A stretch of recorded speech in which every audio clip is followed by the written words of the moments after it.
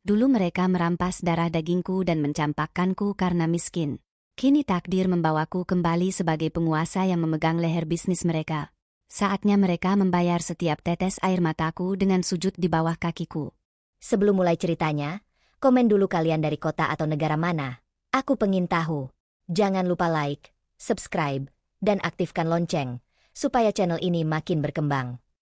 Rasa sakit itu tidak hanya datang dari kontraksi yang merobek tubuhnya, tetapi dari sunyinya kamar yang pengap ini. Kayla mencengkeram sprei yang sudah basah oleh keringat dan air mata. Di atas ranjang tua di sudut rumah keluarga besar Reno, ia berjuang sendirian. Tidak ada rumah sakit mewah, tidak ada dokter spesialis. Hanya ada seorang dukun beranak tua yang didatangkan mertuanya, Bu Marni, dengan alasan biaya persalinan sekarang tidak masuk akal. Ketika tangisan bayi laki-laki itu akhirnya pecah, membelah kesunyian malam, Kayla merasa separuh nyawanya kembali. Tubuhnya lunglai, napasnya tersengal, namun matanya mencari-cari sosok mungil yang baru saja keluar dari rahimnya.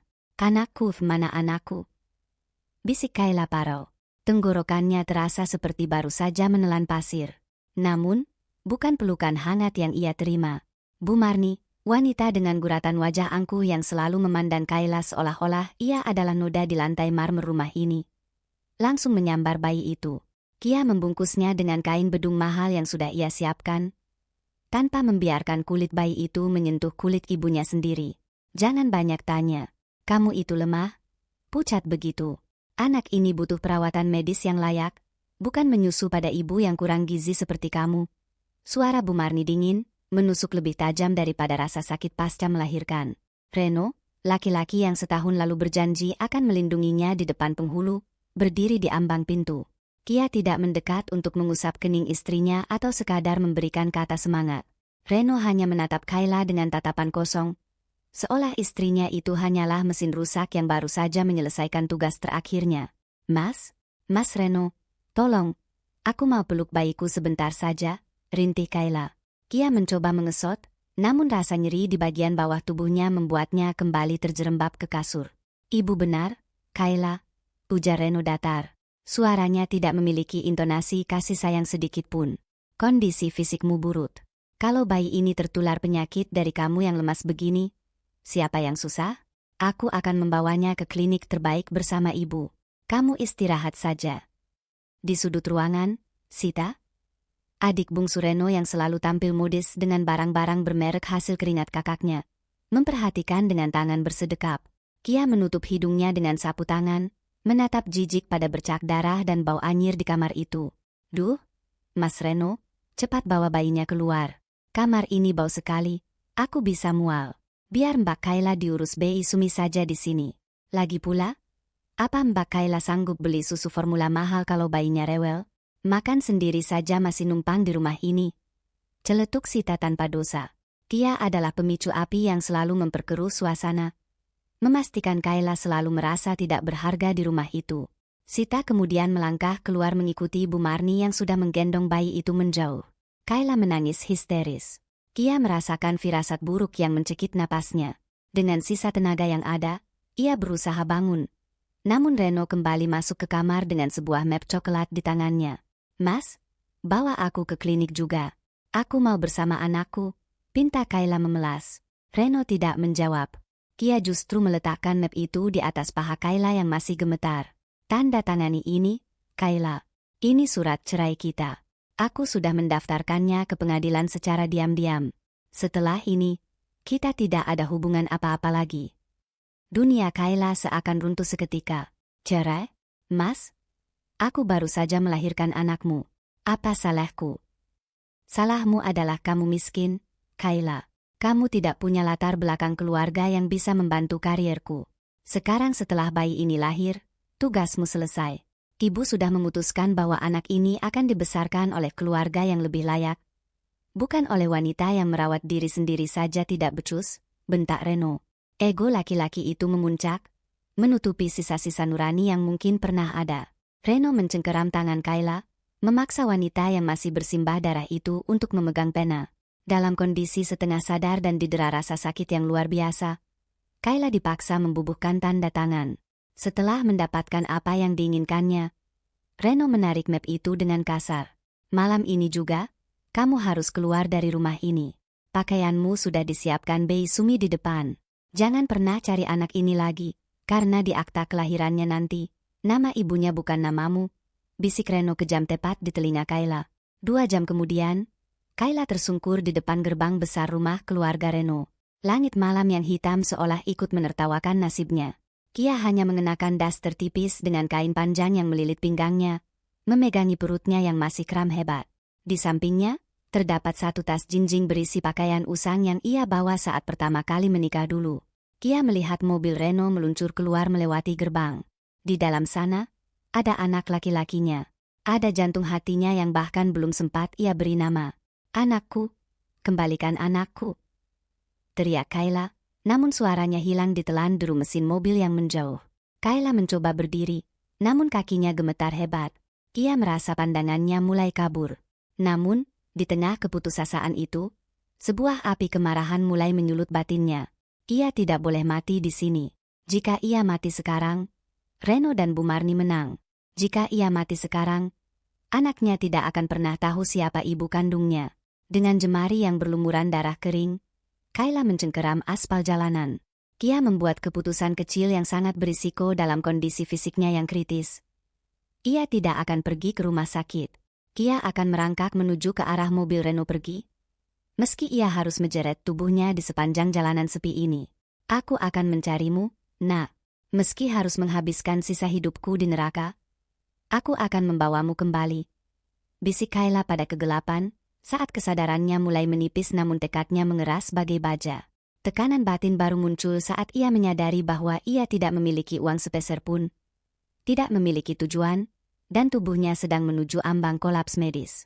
Kayla jatuh pingsan di pinggir jalan, tepat saat sebuah lampu motor tua mendekat ke arahnya. Aspal dingin itu terasa seperti pisau yang menguliti kulit pipi Kayla. Namun rasa perih di perutnya jauh lebih mendominasi. Kesadarannya timbul tenggelam di antara deru mesin kendaraan yang melintas. Harapan terakhirnya adalah lampu motor tua yang berhenti tepat di depannya. Cahaya itu silau, menusuk matanya yang bengkak karena tangisan tanpa henti. Kayla, ya Tuhan, Kayla, apa yang terjadi padamu? Suara itu berat namun penuh kekhawatiran. Itu adalah Aris, pria yang tumbuh besar di lingkungan kumuh yang sama dengan Kayla sebelum Kayla dipersunting Reno. Aris adalah seorang buruh pabrik yang tangannya kasar karena kerja keras, namun hatinya selalu menjadi tempat teduh bagi Kayla untuk berkeluh kesah di masa lalu. Sebagai sahabat yang sejak lama memendam rasa namun tahu diri, Aris adalah satu-satunya orang yang masih memandang Kayla sebagai manusia, bukan sampah. Aris, tolong, anakku. Suara Kayla nyaris tidak terdengar, tertutup oleh gemeretak giginya yang kedinginan. Aris tidak membuang waktu. Kia melepas jaket kusamnya, menyelimuti tubuh Kayla yang bersimbah darah dan peluh, lalu menggendongnya naik ke atas motor. Kita ke puskesmas sekarang, Kay.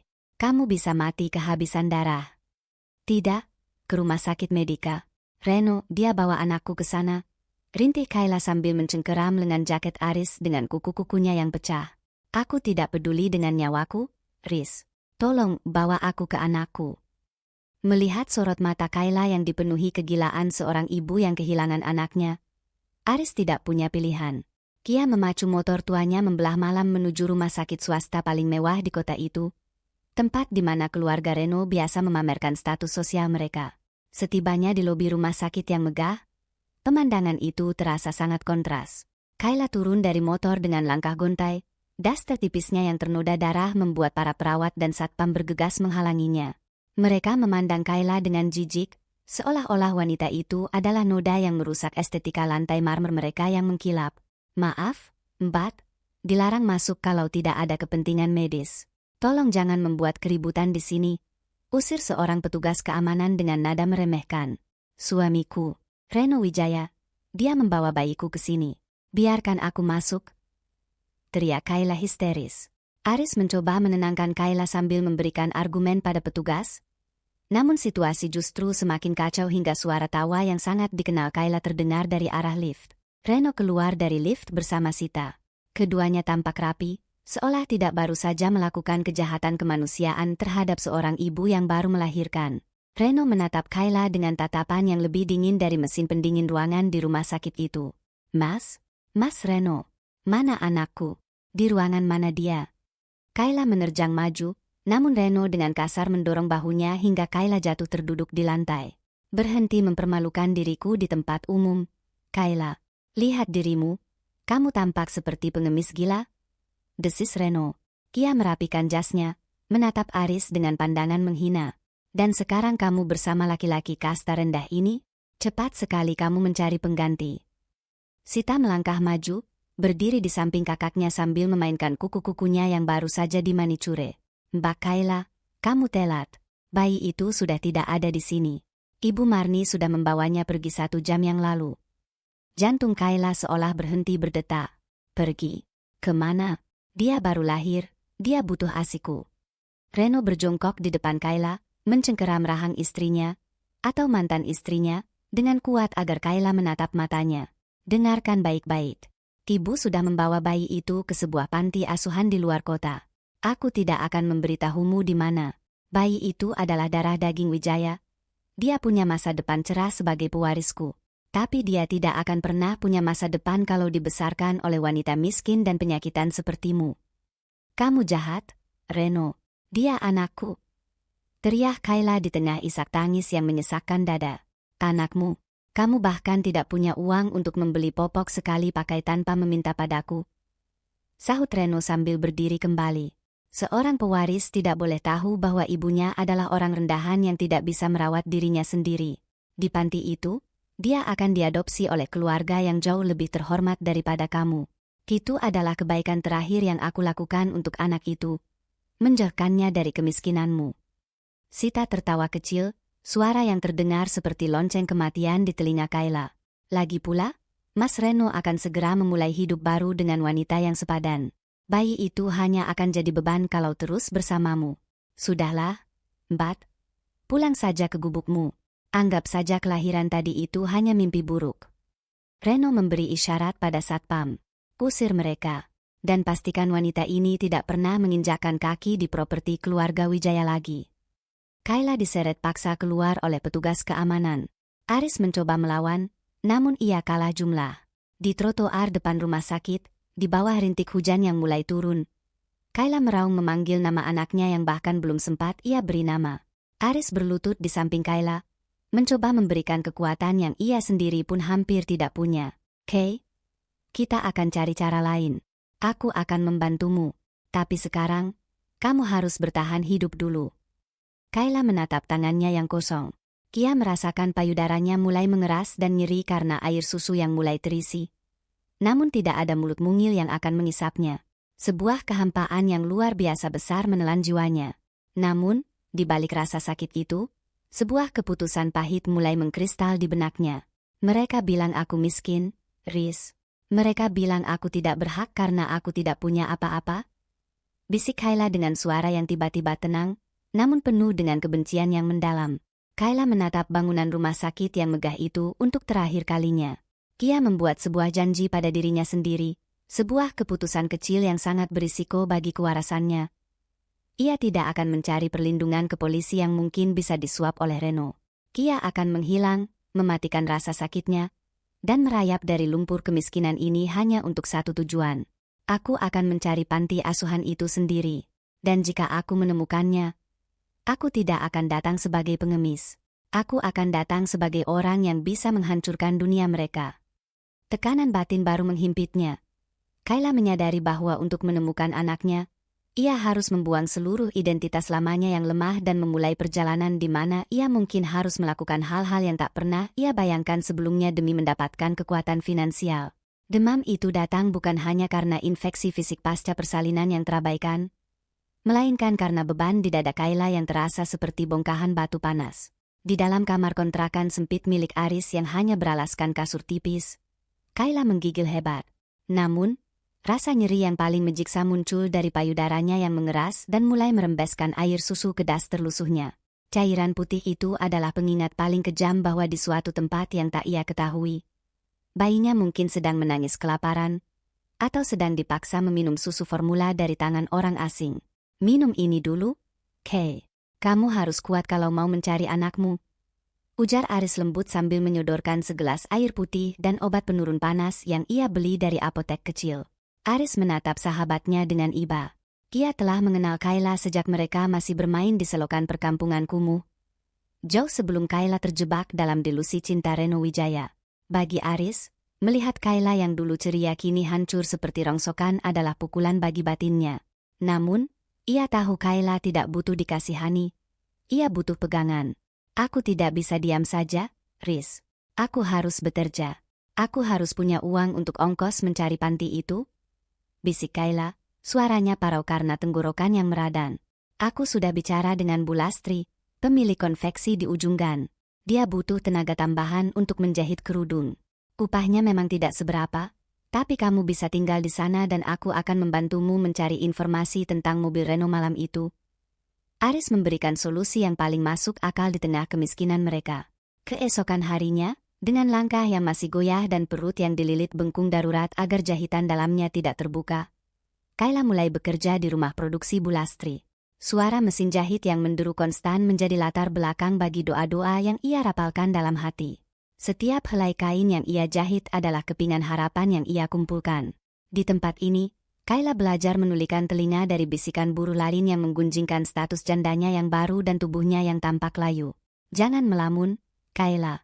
Kalau jahitannya miring, upahmu dipotong, tegur Bu Lastri, seorang wanita parubaya yang tegas namun sebenarnya memberikan kesempatan pada Kayla karena melihat ketekunannya. Kayla mengangguk cepat, menyeka keringat di dahi dengan punggung tangan. Fokusnya hanya satu, ia harus mengumpulkan cukup uang untuk menyewa angkutan menuju kota sebelah. Malam sebelumnya, Aris berhasil menemukan secari kertas yang terjatuh dari tas pakaian usang yang dilemparkan Reno.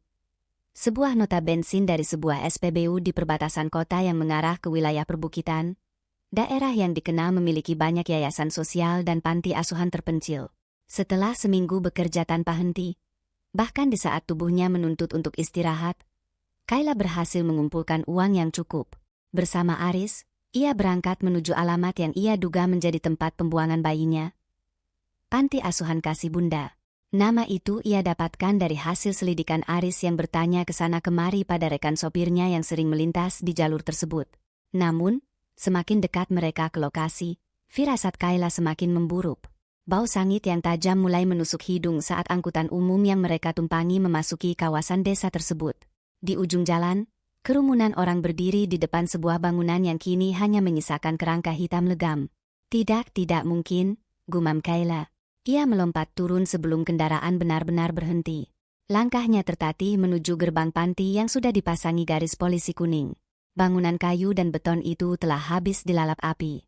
Sisa-sisa kasur bayi yang hangus dan mainan plastik yang meleleh berserakan di halaman. Kayla jatuh berlutut di atas tanah yang masih terasa hangat oleh sisa pembakaran. Permisi, Pak, di mana anak-anak di dalam sini? Di mana bayi-bayi yang baru datang? Kayla mencegat seorang pria parubaya yang tampak sedang memandangi puing-puing dengan wajah lesu.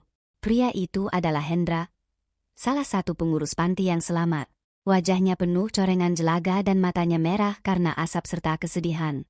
Semuanya kacau, Mbak. Kebakaran ini terjadi 2 malam lalu. Korsleting listrik. Anak-anak dievakuasi ke berbagai tempat oleh dinas sosial. Tapi kami kehilangan semua catatan. Catatan? Maksud Bapak? Daftar nama dan siapa yang mengadopsi? Tanya Aris yang menyusul di belakang Kayla. Hendra mengangguk lemah. Semua buku registrasi, dokumen penyerahan anak, hingga data donatur, semuanya habis terbakar di ruang administrasi. Kami bahkan kesulitan mendata siapa saja bayi yang baru masuk minggu ini karena sebagian besar pengasuh masih dalam perawatan di rumah sakit.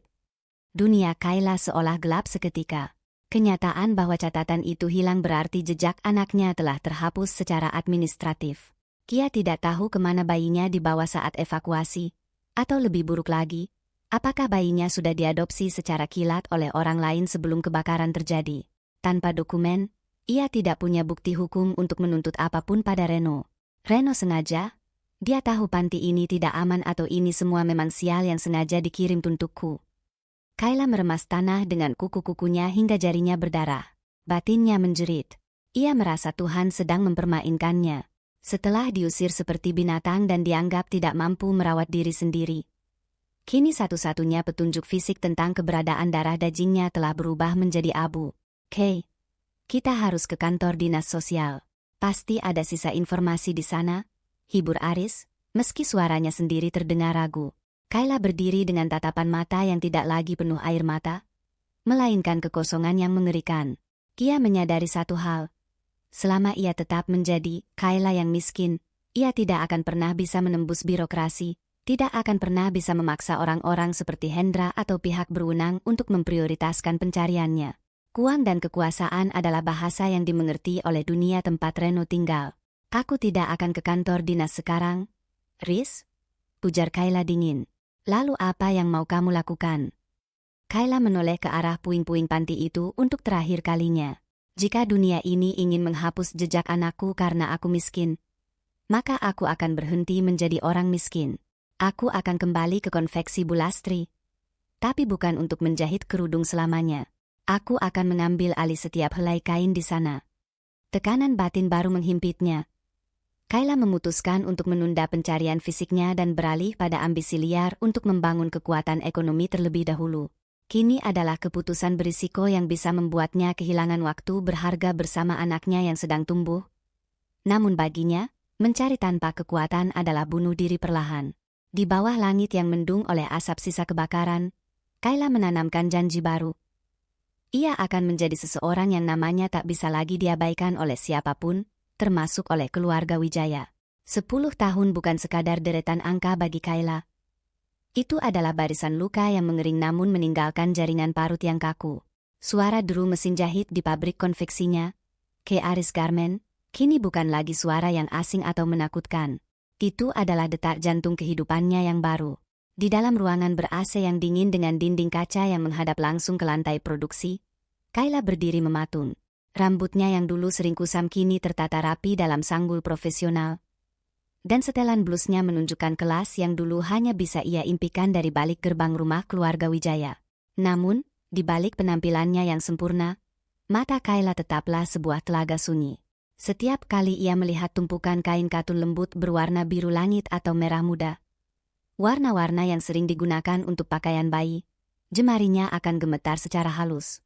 Trauma 10 tahun lalu, saat ia kehilangan jejak bayinya di tengah puing panti yang terbakar, telah mengubahnya menjadi wanita yang sulit ditembus. Data pengiriman untuk bulan ini sudah siap, K. Semua sesuai jadwal. Suara Aris memecah keheningan. Aris masuk tanpa mengetuk, satu-satunya orang yang memiliki hak istimewa itu. Selama 1 dekade, Aris telah bertransformasi dari seorang buruh pabrik menjadi tangan kanan sekaligus asisten kepercayaan Kayla.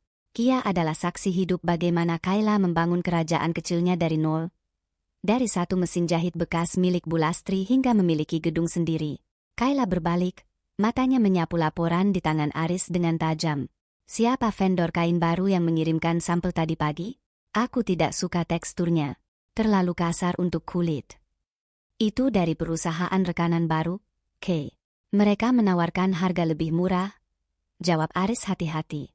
Kita tidak menjual barang murah, Riz. Kita menjual kualitas. Batalkan kontraknya, sahut Kayla dingin. Dan pastikan tidak ada orang luar yang masuk ke ruang desain tanpa seizinku. Aku tidak percaya pada orang-orang baru itu. Mereka hanya ingin mencuri pola kita. Aris menghela napas pendek.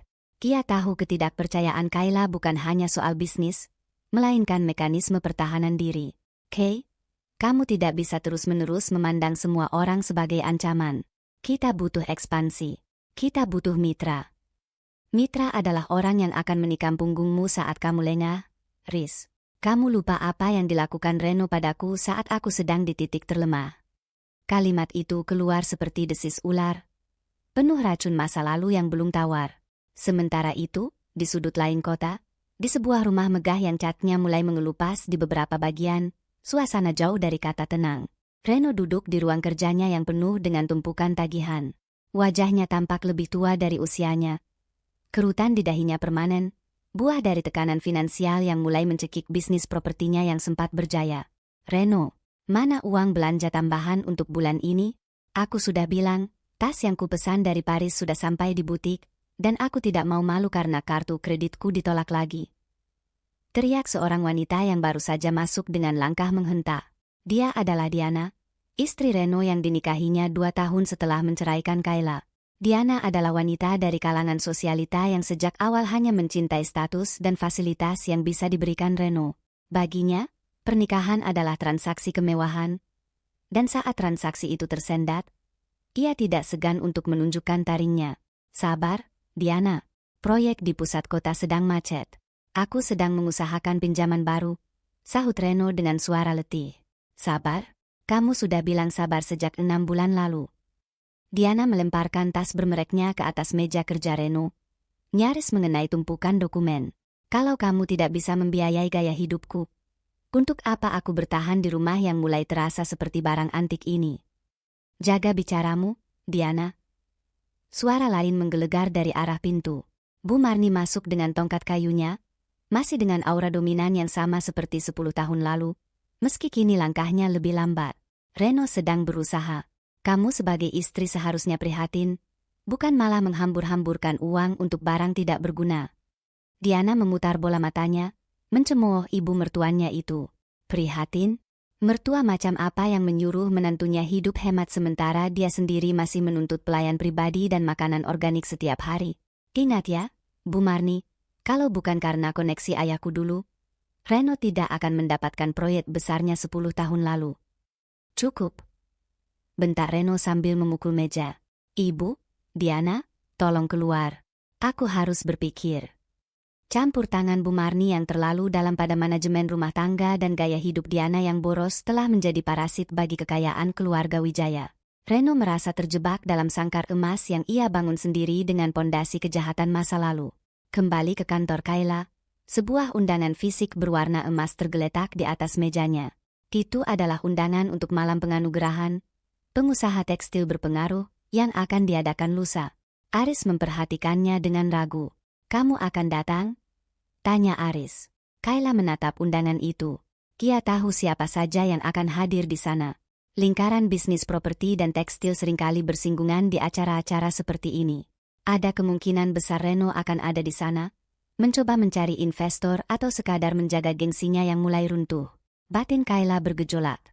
Selama 10 tahun, ia sengaja bersembunyi di balik layar, membesarkan nama mereknya tanpa pernah memamerkan wajahnya secara publik.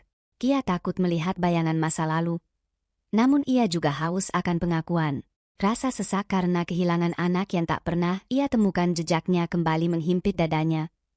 Berubah menjadi amarah yang terkendali. Riz, siapkan gaun terbaik dari koleksi eksklusif kita. Yang paling mahal. Yang paling berani. Ujar Kayla dengan nada yang bergetar namun tegas.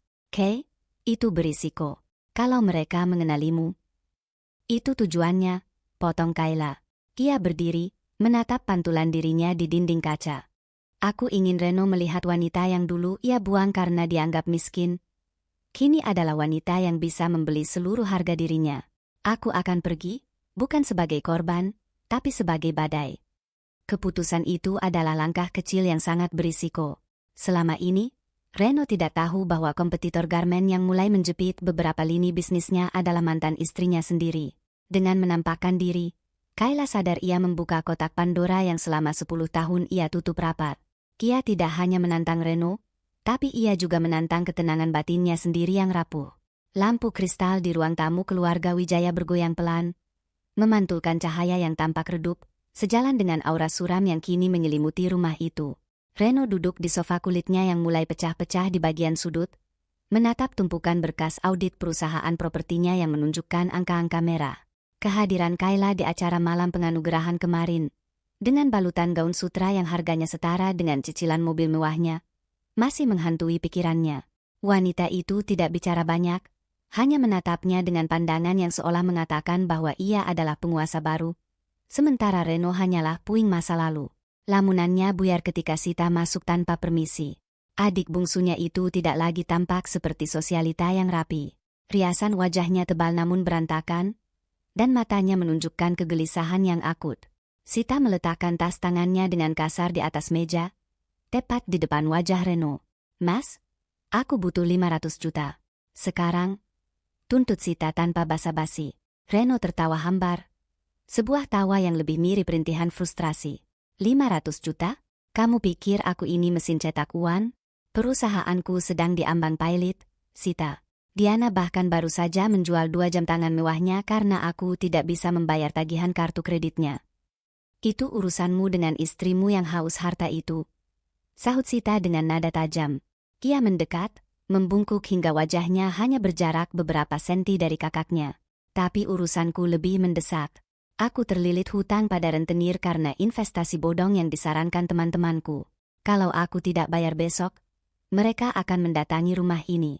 Apa kamu mau namamu semakin hancur di mata kolega bisnismu? Aku tidak punya uang sebanyak itu, Sita. Mengertilah? Bentak Reno. Sita tersenyum licik. Sebuah senyum yang membuat bulu kuduk Reno meremang. Kok? Benarkah? Kalau begitu, mungkin aku harus menghubungi Kayla. Dia sekarang kaya raya? Bukan? Aku yakin dia akan sangat bersedia membayar lebih dari 500 juta hanya untuk satu alamat. Alamat panti asuhan baru tempat ibu memindahkan bayinya sebelum panti lama terbakar. Wajah Reno seketika pucat pasi. Ia bangkit dan mencengkeram lengan Sita. Jangan berani-berani, Sita. Ibu sudah membayar mahal agar rahasia itu terkubur bersama abu panti itu. Ibu memindahkan bayi itu di malam sebelum kebakaran, Mas. Aku tahu karena aku yang mengantar ibu secara diam-diam. Panti yang terbakar itu hanya pengalihan agar Kayla berhenti mencari. Bisik Sita dengan nada manipulatif yang kental. Bayangkan apa yang akan dilakukan Kayla jika dia tahu anaknya tidak pernah hilang di dalam api, melainkan sengaja dibuang ke tempat lain atas perintah Ibu Marni dan persetujuanmu. Dia akan menghancurkanmu sampai ke akar-akarnya. Reno terengah.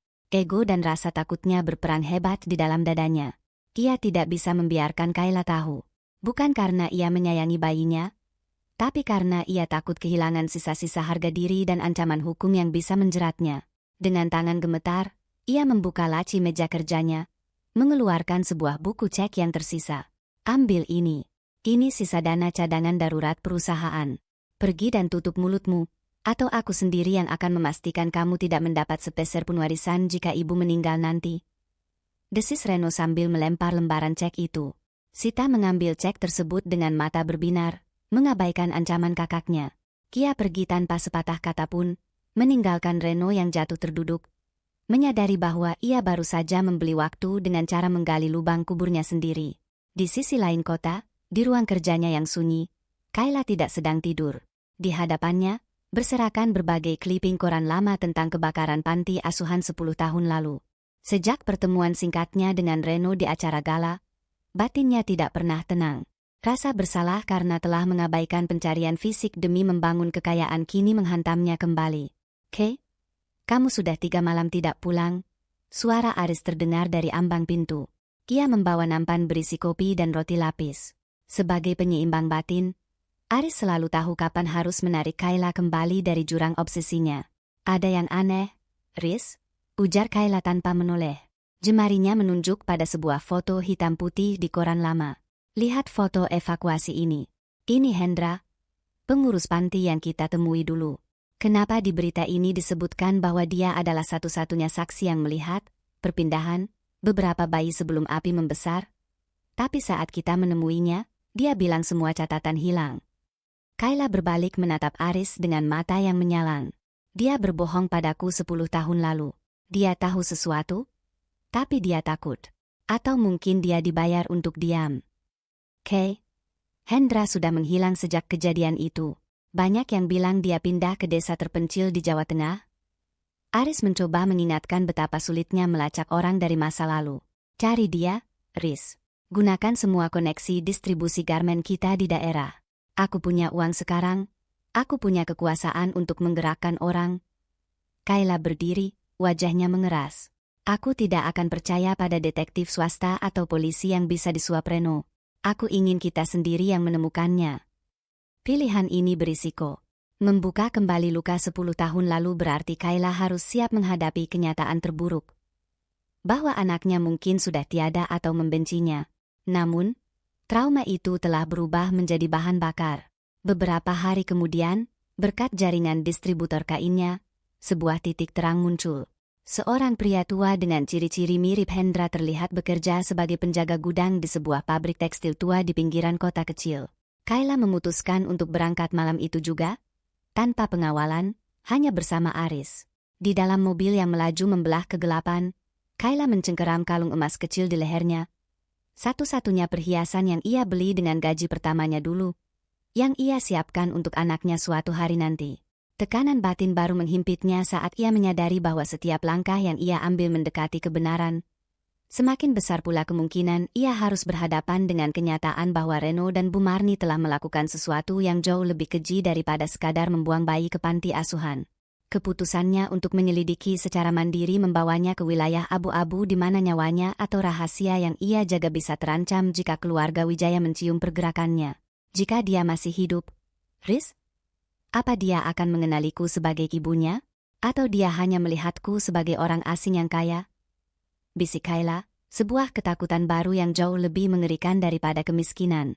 Suara derit pintu kayu yang sudah lapuk itu terdengar seperti rintihan panjang di tengah sunyinya pinggiran kota Klaten yang lembab. Bau apak dari kain-kain perca yang menumpuk di sudut ruangan bercampur dengan aroma obat-obatan murah yang menyengat. Kayla berdiri di ambang pintu, jemarinya mencengkeram tas kulit mahalnya hingga buku-buku jarinya memutih. Di dalam sana, di atas sebuah balai-balai bambu yang hanya dialasi tikar pandan, seorang pria tua terbatuk-batuk kecil. Hendra, sang pengungkap rahasia yang dulu tampak tegap sebagai pengurus administrasi panti asuhan, kini hanyalah bayangan manusia. Wajahnya cekung, matanya keruh oleh katarak, dan tubuhnya yang ringkih dibalut sarung lusuh. 10 tahun pelarian karena rasa bersalah telah menggerogoti nyawanya lebih cepat daripada usia. Siapa itu? Tanya Hendra dengan suara bergetar, mencoba mendudukkan dirinya namun gagal. Aris melangkah maju lebih dulu, mencoba memberi rasa aman.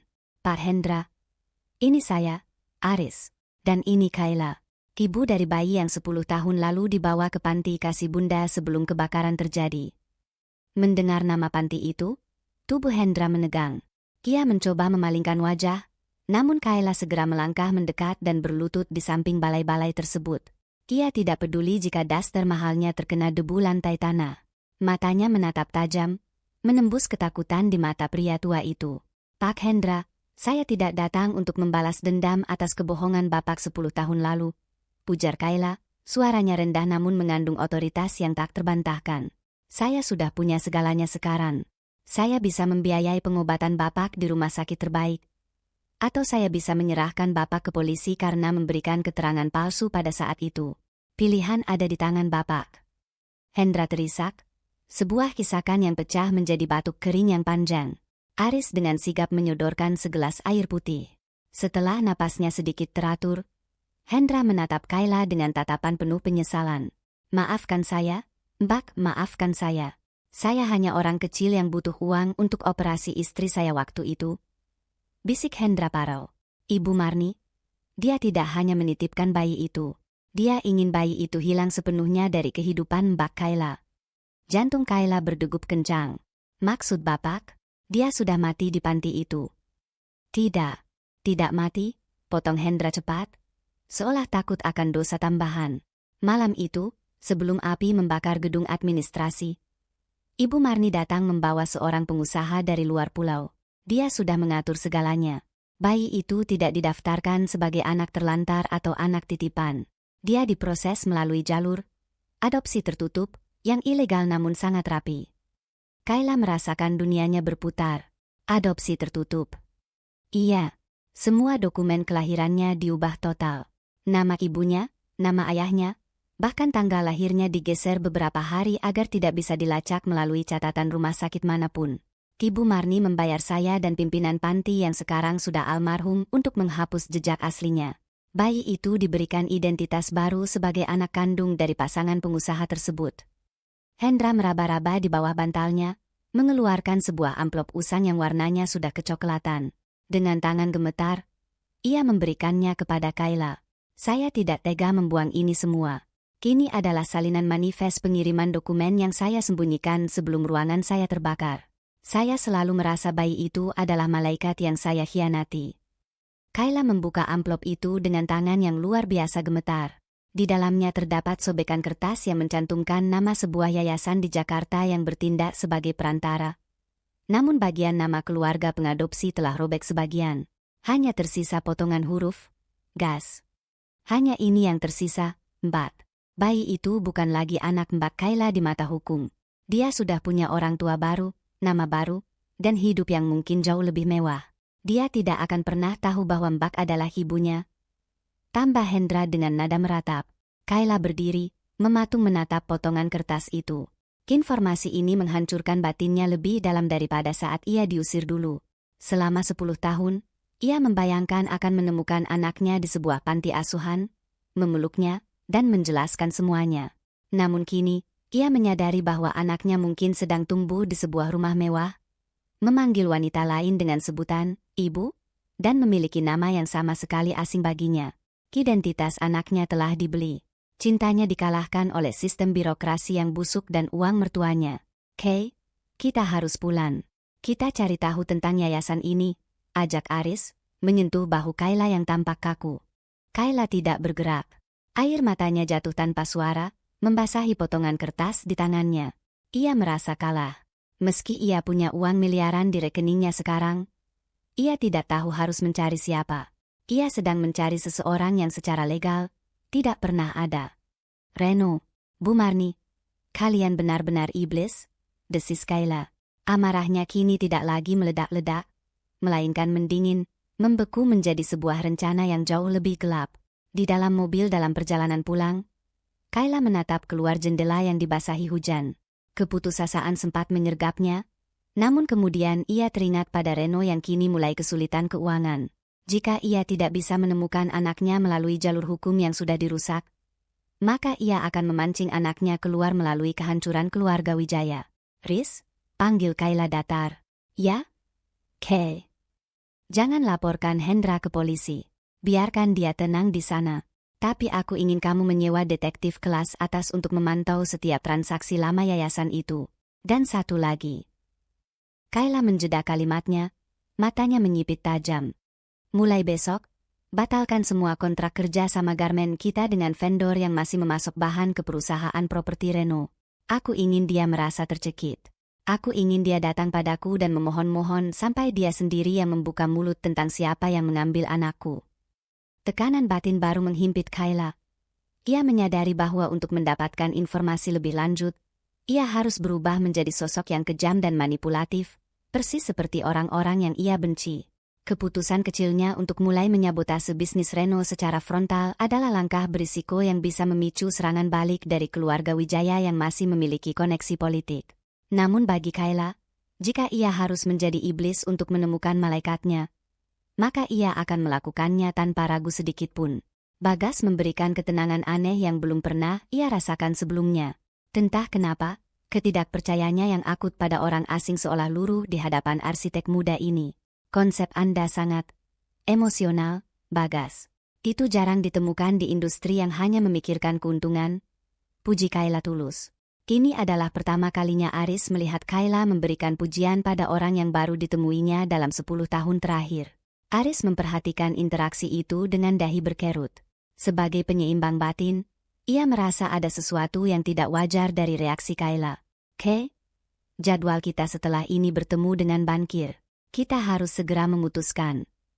Kayla mengabaikan Aris. Bagas, aku ingin Anda menangani seluruh proyek ini. Tapi ada satu syarat. Saya ingin Anda berkantor di gedung saya selama fase desain awal. Saya ingin memantau perkembangannya setiap hari. Bagas tampak terkejut namun senang. Tentu, Bu Kayla. Ini sebuah kehormatan. Sore itu, saat Bagas berpamitan, ia mengeluarkan sapu tangan dari sakunya untuk menyeka keringat di dahinya. Tanpa sengaja, sebuah kalung perak dengan liontin kecil berbentuk inisial huruf B terjatuh ke tanah. Kayla segera membungkuk untuk mengambilnya. Ini milik Anda? Tanya Kayla. Oh, iya. Terima kasih, Bu. Itu satu-satunya barang yang ada di kotak bayi saya saat saya pertama kali bertemu orang tua saya di panti dulu. Saya selalu membawanya sebagai pengingat siapa saya. Bagas tersenyum tipis, sedikit malu mengungkapkan sisi pribadinya. Tubuh Kayla membeku. Panti. Ia ingin bertanya lebih jauh, namun lidahnya terasa keluh. Potongan kertas di liontin emasnya kembali terasa panas di dadanya. Bagas, apakah nama itu berasal dari huruf B? Atau potongan gas yang ia miliki? Tidak. Itu terlalu mustahil. Jakarta dihuni jutaan orang, dan panti asuhan ada di mana-mana. Setelah Bagas pergi, Kayla berdiri diam di tengah lahan kosong itu hingga matahari terbenam. Kepalanya berdecut hebat. Logikanya mengatakan ia sedang terobsesi. Namun insting ibunya berteriak kencang. "Kay, jangan lakukan ini. Jangan mulai menghubungkan hal-hal yang mungkin hanya kebetulan." Aris memperingatkan, seolah bisa membaca pikiran Kayla. Dia punya liontin dari panti, Riz. Dan namanya cocok dengan potongan kertas itu. Bisik Kayla dengan suara bergetar.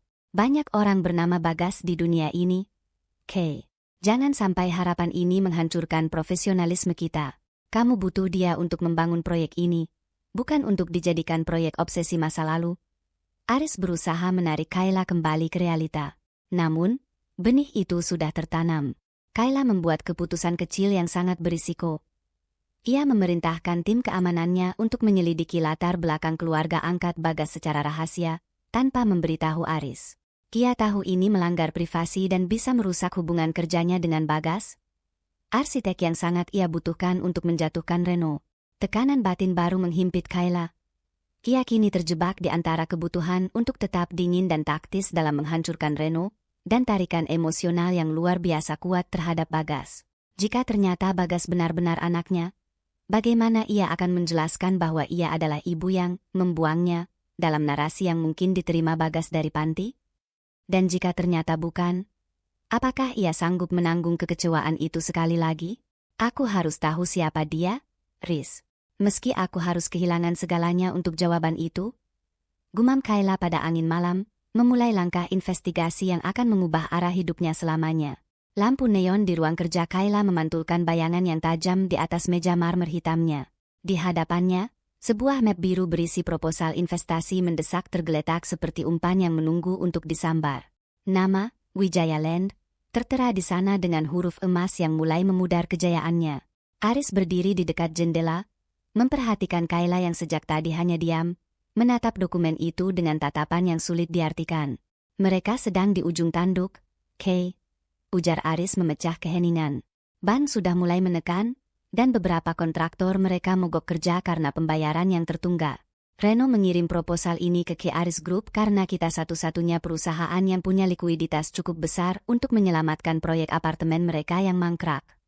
Kayla menarik napas panjang, merasakan sesak yang familiar di dadanya. Dia tidak tahu siapa pemilik Kay Aris Group, kan? Sama sekali tidak. Baginya, kita hanyalah entitas bisnis baru yang sukses entah dari mana. Dia terlalu sibuk menutupi lubang hutangnya untuk mencari tahu siapa orang di balik kursi pimpinan ini. Jawab Aris. Suaranya mengandung nada peringatan. Apa yang akan kamu lakukan? Menolaknya sekarang akan langsung mematikan bisnisnya. Kayla menyunggingkan senyum tipis yang dingin. Menolaknya sekarang terlalu mudah, Riz. Aku ingin dia berharap. Aku ingin dia merasa bahwa keselamatannya sudah di depan mata, sebelum aku menarik tanganku dan membiarkannya jatuh lebih dalam. Pilihan itu berisiko. Berurusan dengan Reno berarti membuka pintu bagi masa lalu untuk masuk kembali ke ruang pribadinya. Namun, luka 10 tahun lalu menuntut pembalasan yang lebih dari sekadar kebangkrutan. Ia ingin penghinaan. Malam itu, sebuah jamuan bisnis tahunan bagi para pengembang properti diadakan di sebuah hotel bintang 5. Kayla datang dengan gaun malam berwarna merah marun yang elegan namun tertutup, memberikan kesan misterius sekaligus berkuasa. Bagas, yang kini menjadi arsitek utama untuk proyek barunya, mendampinginya sebagai rekan profesional. Tanda tampak gelisah, Bu Kayla. Bisik Bagas saat mereka melangkah masuk ke dalam ballroom yang gemerlap.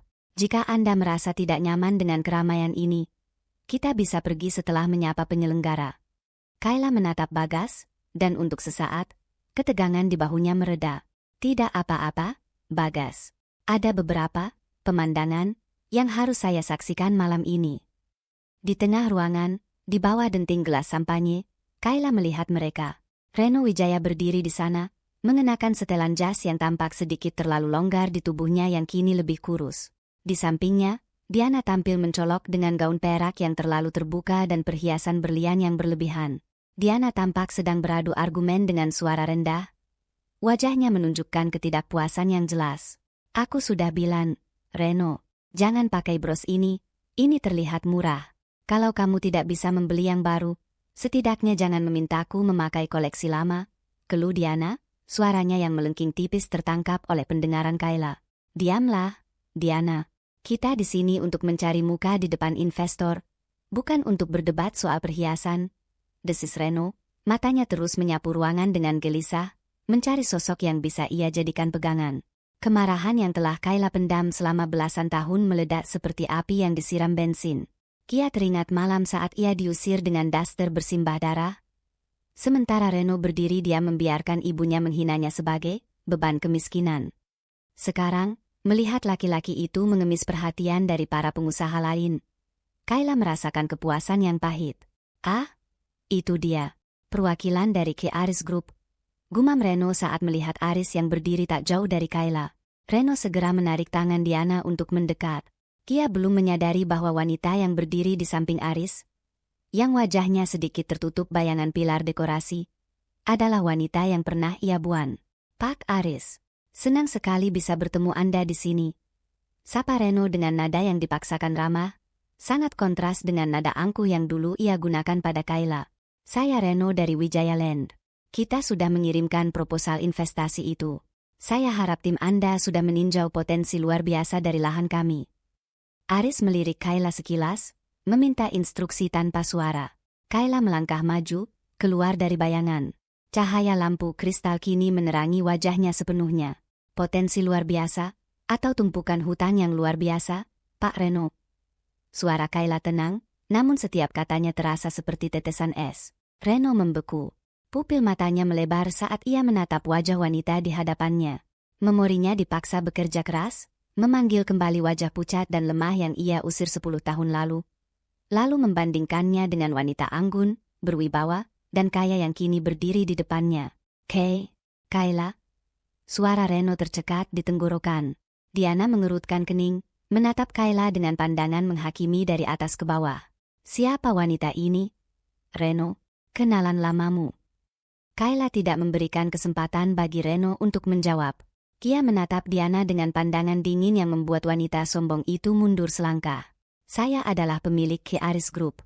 Orang yang proposal suamimu sedang berada di meja kerja saya, menunggu untuk saya masukkan ke dalam mesin penghancur kertas.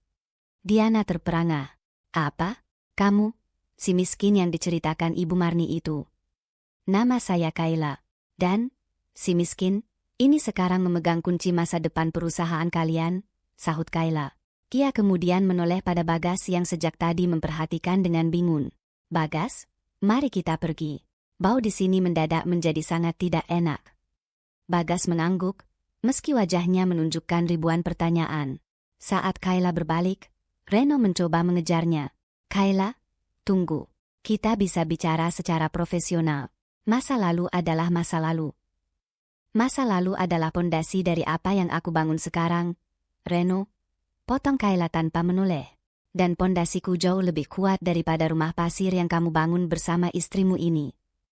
Mereka meninggalkan ballroom dengan kepala tegak, namun di dalam mobil, pertahanan Kayla runtuh.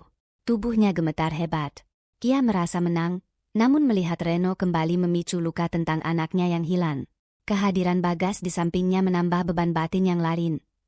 Kia ingin sekali memeluk pemuda itu dan menanyakan segala hal tentang masa kecilnya. Namun ia takut akan kebenaran yang mungkin menghancurkan mereka berdua.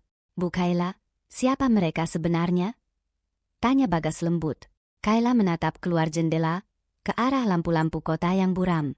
Mereka adalah orang-orang yang mengajariku bahwa uang bisa membeli segalanya, kecuali martabat. Dan sekarang, aku akan membuktikannya pada mereka. Keputusan kecil namun berisiko diambil Kayla malam itu. Kia mengirim pesan singkat pada Aris. Terima janji temu dengan Reno besok pagi di kantor. Tapi jangan beri dia kursi. Biarkan dia berdiri di ruang tunggu selama yang aku mau. Kayla tahu, dengan memulai permainan kucing dan tikus ini, ia telah resmi mengumumkan perang terbuka yang akan menarik perhatian Bu Marni dan mungkin membahayakan nyawa Bagas jika rahasia identitas itu mulai tercium. Keheningan di kantor pusat Ki Aris Group terasa begitu padat. Seolah udara di sana telah digantikan oleh ambisi dan dendam yang mendingin. Kayla berdiri di depan jendela kaca besar, menatap gemerlap lampu Jakarta yang tampak seperti hamparan berlian tak bertuan. Di tangannya, Sebuah berkas rahasia dari lembaga audit independen menunjukkan daftar hitam aset-aset Wijaya Land yang mulai berguguran. Dua bank penyedia kredit utama mereka sudah menyetujui pengalihan piutang.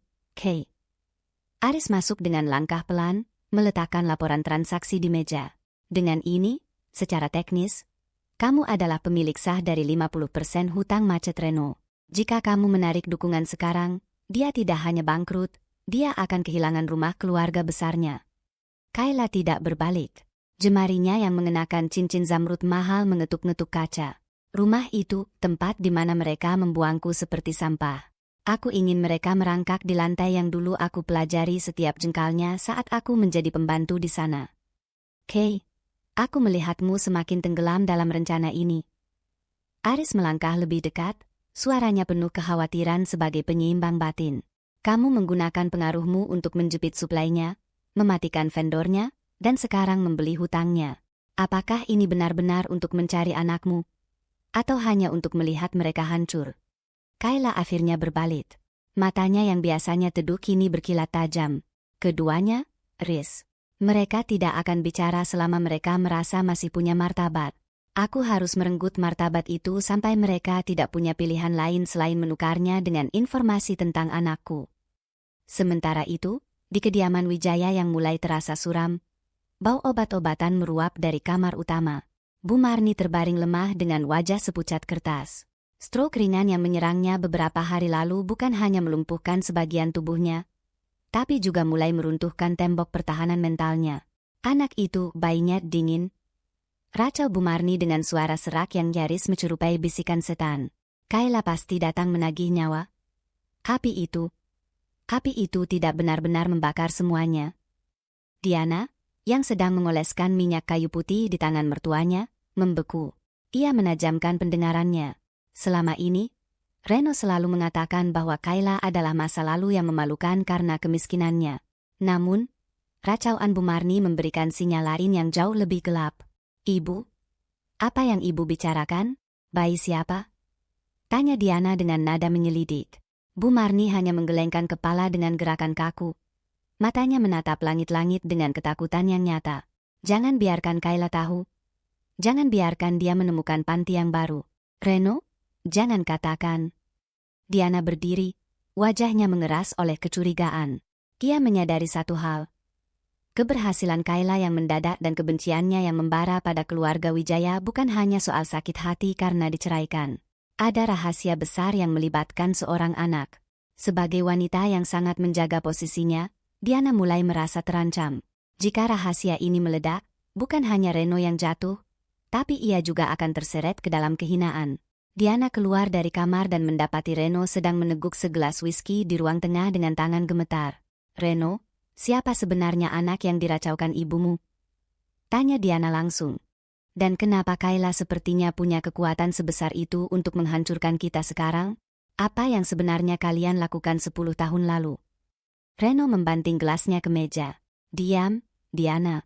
Fokus saja pada pengeluaranmu yang tidak masuk akal itu. Jangan ikut campur urusan ibuku.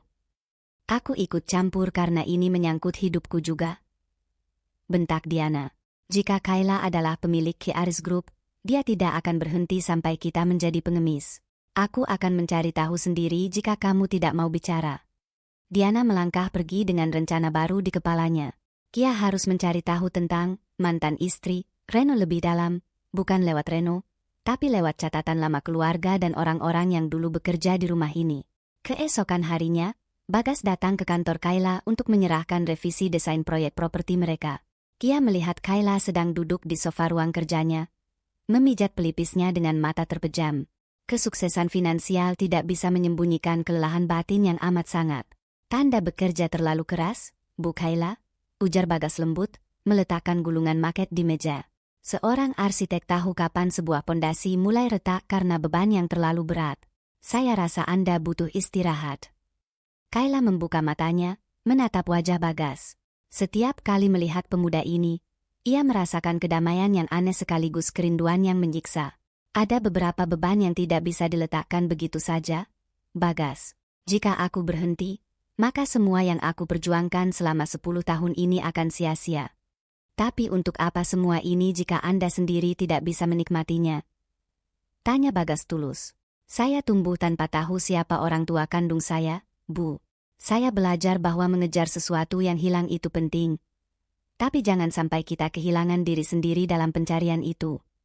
Kayla tertegun. Kamu masih mencarinya? Ibu kandungmu. Bagas tersenyum pahit, jemarinya menyentuh liontin, di sakunya. Setiap hari.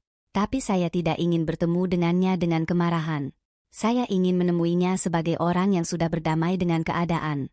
Apakah Anda juga sedang mencari sesuatu, Bu? Kayla nyaris saja menumpahkan segalanya.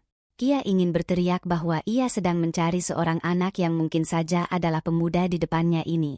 Namun, ia teringat peringatan Hendra tentang identitas yang telah dibeli dan diubah.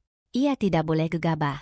Jika ia salah langkah, ia bisa kehilangan Bagas sebelum benar-benar memilikinya. Aku mencari keadilan, Bagas. Sesuatu yang sangat mahal di dunia ini, jawab Kayla pelan.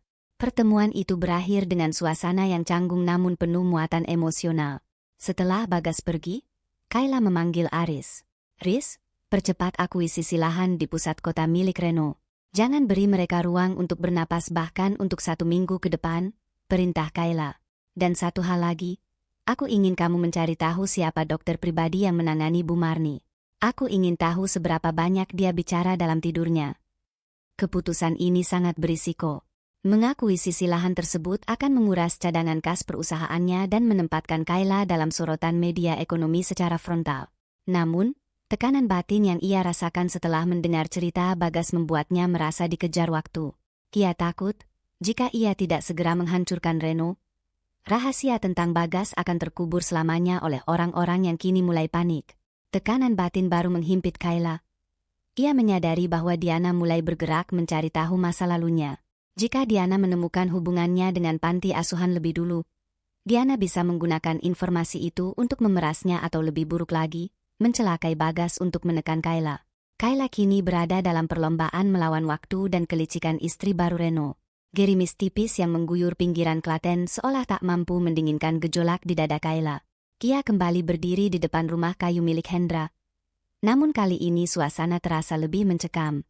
Aris baru saja menerima telepon darurat dari kerabat jauh Hendra yang menyatakan bahwa kondisi pria tua itu kritis.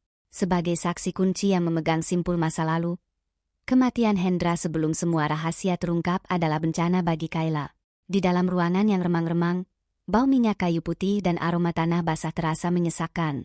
Hendra terbaring lemah, napasnya tersengal-sengal seperti mesin tua yang hampir kehabisan bahan bakar. Matanya yang kabur mencoba mencari sosok Kayla di antara bayang-bayang. "Mbak, Kayla," bisik Hendra, tangannya yang kurus kering meraba-raba ke arah bantalnya. Ada satu hal lagi yang saya simpan. Saya tidak sanggup membawanya ke liang lahat." Kayla mendekat, membiarkan lututnya menyentuh lantai tanah. "Apa itu, Pak? Katakan pada saya." Dengan sisa tenaga terakhirnya, Hendra menarik sebuah kantong kain kecil yang kusam dari balik sarungnya. Ia menyerahkannya pada Kayla dengan tangan yang gemetar hebat. Malam itu, saat bayi itu dibawa pergi, pengusaha itu tidak sadar kalau satu dari sepasang kalung yang dikenakan si bayi terjatuh di kotak tidurnya. "Saya mengambilnya, saya pikir, suatu saat ini akan menjadi bukti." Kayla membuka kantong kain itu. Sebuah kalung perak dengan liontin kecil berbentuk matahari dengan inisial huruf B di tengahnya jatuh ke telapak tangannya. Tubuh Kayla seketika membeku. Darahnya seolah berhenti mengalir, meninggalkan rasa dingin yang menjalar dari ujung kaki hingga ke kepala. Ia mengenal kalung ini. Ia sangat mengenalnya. Pikiran Kayla melesat kembali ke ruang kerjanya beberapa hari lalu, saat Bagas, arsitek muda yang ia kagumi, membungkuk untuk mengambil benda yang persis sama dari lantai. Bayangan Bagas yang memegang kalung itu, senyum tipisnya saat menceritakan tentang identitasnya yang hilang, dan tatapan matanya yang memiliki kelembutan yang akrab, kini menghantam Kayla seperti ombak raksasa. "Tidak mungkin," gumam Kayla, suaranya tercekat. Ini tidak mungkin hanya kebetulan." "Pak Hendra, apakah bayi itu, apakah dia diberi nama oleh pengadopsinya?" tanya Kayla dengan nada mendesak, air mata mulai menggenang di pelupuk matanya. Hendra menggeleng lemah. "Saya hanya dengar, mereka ingin nama yang kuat." Nama yang berarti berkah, atau sesuatu yang besar. Saya tidak tahu pasti, Mbak. Tapi kalung itu adalah tanda yang tidak bisa dibohongi. Saya mohon, ampuni saya. Setelah kalimat itu, Hendra terpejam dalam kelelahan yang luar biasa, menyisakan Kayla yang terguncang hebat di tengah kesunyian. Aris melangkah maju, memegang bahu Kayla yang tampak kaku bagai patun. Kamu kenapa? Tanya Aris cemas. Kayla berbalik, menunjukkan kalung itu pada Aris dengan tangan yang bergetar. Riz, kalung ini. Bagas memakainya. Dia memakai kembarannya. Dia bilang itu satu-satunya benda yang ada di kotak bayinya saat dia ditemukan di panti. Aris tertegun. Sebagai penyeimbang batin, ia selalu mencoba berpikir logis. Namun bukti di depan matanya terlalu nyata untuk diabaikan. Bagas? Arsitek kita? Jadi, selama ini dia ada di depan matamu, Kayla jatuh terduduk di lantai, menutupi wajahnya dengan kedua tangan. Tangisnya pecah, bukan tangis kesedihan seperti 10 tahun lalu, melainkan tangis yang bercampur antara syok, syukur, dan ketakutan yang luar biasa. Anak yang ia cari ke ujung dunia, anak yang ia tangisi setiap malam, ternyata adalah pemuda brilian yang ia beri kepercayaan untuk membangun masa depannya. Dia anakku, Riz. Bagas adalah anakku, Ishak Kayla. Dan selama ini aku memperlakukannya seperti orang asing. Aku bahkan menyuruh orang untuk menyelidikinya secara diam-diam. Namun, di tengah luapan emosi itu, sebuah realitas pahit menghantam batinnya. Jika Bagas adalah anaknya, berarti ia telah tumbuh besar dengan keyakinan bahwa orang tua kandungnya telah membuangnya. Bagaimana reaksi Bagas jika tahu bahwa wanita yang selama ini menjadi kliennya adalah ibu yang dianggapnya tega meninggalkannya di panti asuhan yang terbakar? Tekanan emosional Kayla meningkat tajam. Ia merasa tidak layak. Ia merasa kotor karena selama 10 tahun ini ia lebih fokus membangun kekuasaan daripada mencari anaknya dengan cara yang lebih benar. Aku harus memberitahunya, Riz. Sekarang juga? Ujar Kayla sambil mencoba berdiri. Tunggu, Aris menahan lengannya. Pikirkan risikonya. Reno dan Bu Marni sedang terpojok. Diana sedang mencari-cari celah untuk menjatuhkanmu. Jika mereka tahu Bagas adalah anakmu, mereka akan menggunakan dia untuk menghancurkanmu. Bagas bisa menjadi target mereka. Kayla menatap Aris dengan mata merah. Tapi dia berhak tahu. Dia berhak tahu bahwa dia tidak pernah dibuan. Dia berhak tahu, tapi tidak dalam kondisi perang seperti ini, tegas Aris. Lihat posisimu sekarang. Kamu sedang menghancurkan aset Reno. Reno adalah ayah biologisnya. Bagaimana Bagas akan memandangmu jika dia tahu ibunya sedang menghancurkan ayahnya? Sejahat apapun ayah itu. Pernyataan Aris membuat Kayla terdiam. Konflik batinnya semakin meruncing. Ia terjepit di antara kerinduan seorang ibu dan strategi seorang pengusaha yang sedang membalas dendam. Jika ia mengungkap identitasnya sekarang, ia mungkin akan mendapatkan anaknya kembali. Namun ia akan kehilangan rasa hormat dan cinta dari anak itu karena cara-cara kejam yang ia gunakan untuk berkuasa. Dalam perjalanan pulang ke Jakarta, Kayla hanya diam menatap kalung perak di tangannya. Ia membuat sebuah keputusan kecil yang sangat berisiko. Ia tidak akan memberitahu Bagas secara langsung, namun ia akan menarik Bagas lebih dekat ke dalam lingkaran pribadinya. Ia akan mengundang Bagas untuk makan malam di rumahnya. Sebuah tindakan yang melampaui batas profesionalisme dan pasti akan memancing kecurigaan Diana serta kemarahan Reno jika terendus. Tekanan batin baru menghimpit Kayla saat ia menyadari bahwa setiap detik yang ia lewatkan bersama Bagas tanpa kejujuran adalah sebuah kebohongan baru. Namun, ia lebih takut kehilangan Bagas selamanya jika ia terburu-buru. Di atas mobil yang melaju kencang, Kayla bersumpah akan memastikan Reno dan Bu Marni berlutut memohon ampun sebelum ia memperkenalkan dirinya sebagai ibu kepada Bagas. Ia ingin mempersembahkan kehancuran musuh-musuhnya sebagai hadiah penebusan dosa bagi anaknya. Restoran mewah itu memiliki suasana yang tenang dengan alunan musik piano yang lembut. Namun bagi Kayla, setiap denting nadanya terasa seperti detak jam menuju eksekusi batinnya. Di hadapannya, Bagas duduk dengan kemeja rapi. Wajahnya tampak sedikit canggung namun tetap menunjukkan rasa hormat. Kini adalah pertama kalinya Kayla mengundang Bagas makan malam di luar jam kantor dengan alasan merayakan kemajuan desain proyek properti mereka. Kayla menatap jemari Bagas yang sedang memutar gelas air putih. Jemari itu panjang dan ramping, persis seperti jemari ayahnya. Reno, namun memiliki kecekatan yang ia warisi dari Kayla. Ada kerinduan yang membuncah di dada Kayla, sebuah keinginan gila untuk bangkit, menyeberangi meja, dan memeluk pemuda itu sambil menangis meminta maaf. Namun, ia tumpu keinginan itu dengan cengkeraman kuat pada serbet di bawah meja. Bagas? Suara Kayla sedikit bergetar, meski ia berusaha menutupinya dengan senyum profesional. Kamu pernah bercerita kalau kamu tumbuh besar di keluarga yang sangat baik. Tapi, apakah kamu tidak pernah merasa ingin tahu siapa yang membawamu ke panti itu dulu? Gerakan tangan Bagas terhenti. Matanya yang tadi cerah saat membahas struktur bangunan, mendadak berubah menjadi gelap dan dingin. Sebuah perubahan emosi yang membuat atmosfer di meja itu seketika membeku. Kenapa Anda menanyakan itu, Bu Kayla? Tanya Bagas dengan nada yang tak lagi hangat. Aku juga seorang ibu, Bagas. Terkadang aku berpikir, mungkin ada alasan yang sangat mendesak mengapa seorang ibu terpisah dari anaknya. Kayla mencoba mencari celah, suaranya melembut, penuh permohonan yang tersirat. Bagas meletakkan sendoknya dengan denting yang cukup keras di atas piring porselen. Alasan mendesak? Apa ada alasan yang lebih mendesak daripada tanggung jawab seorang ibu?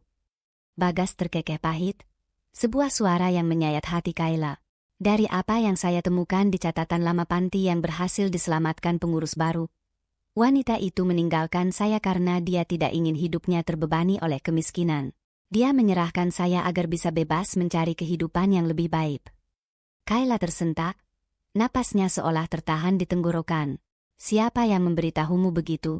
Itu mungkin tidak benar, Bagas. Benar atau tidak, hasilnya sama saja, Bu. Saya dibuang, desis Bagas. Saya tidak benci pada kemiskinan, tapi saya benci pada orang yang menjual harga dirinya dan darah dagingnya demi uang. Gitulah alasan saya bekerja keras, agar saya tidak pernah menjadi seperti dia. Bagi saya, sosok ibu kandung itu sudah mati bersama api yang membakar panti itu 10 tahun lalu. Saya tidak butuh dia sekarang, dan saya tidak ingin bertemu dengannya. Kata-kata itu seperti sembilu yang menyayat tepat di pusat luka lama Kayla. Ia ingin berteriak bahwa ia tidak pernah membuangnya, bahwa ia dipaksa, bahwa ia mencari bayinya sampai hampir gila. Namun, melihat sorot kebencian yang begitu murni di mata Bagas, Kayla menyadari bahwa kebenaran tanpa bukti hanya akan terlihat seperti pembelaan diri seorang pengusaha kaya yang sedang haus simpati. Makan malam itu berakhir dalam keheningan yang menyesakkan. Setelah mengantar Bagas ke mobilnya, Kayla berdiri di lobi restoran, membiarkan angin malam menerpa wajahnya yang basah oleh air mata yang tak lagi bisa ia bendung. Keesokan harinya, tekanan batin Kayla tidak berkurang saat ia tiba di kantor. Aris menunggunya dengan wajah tegang. Di ruang tunggu, seorang wanita tampak duduk dengan gelisah, terus menoleh ke kiri dan ke kanan. Itu adalah Sita. Penampilannya sangat kontras dengan saat ia menghina Kayla 10 tahun lalu. Pakaiannya tampak kusut, dan matanya menunjukkan keputusasaan yang akut. Apa yang dia lakukan di sini, Riz?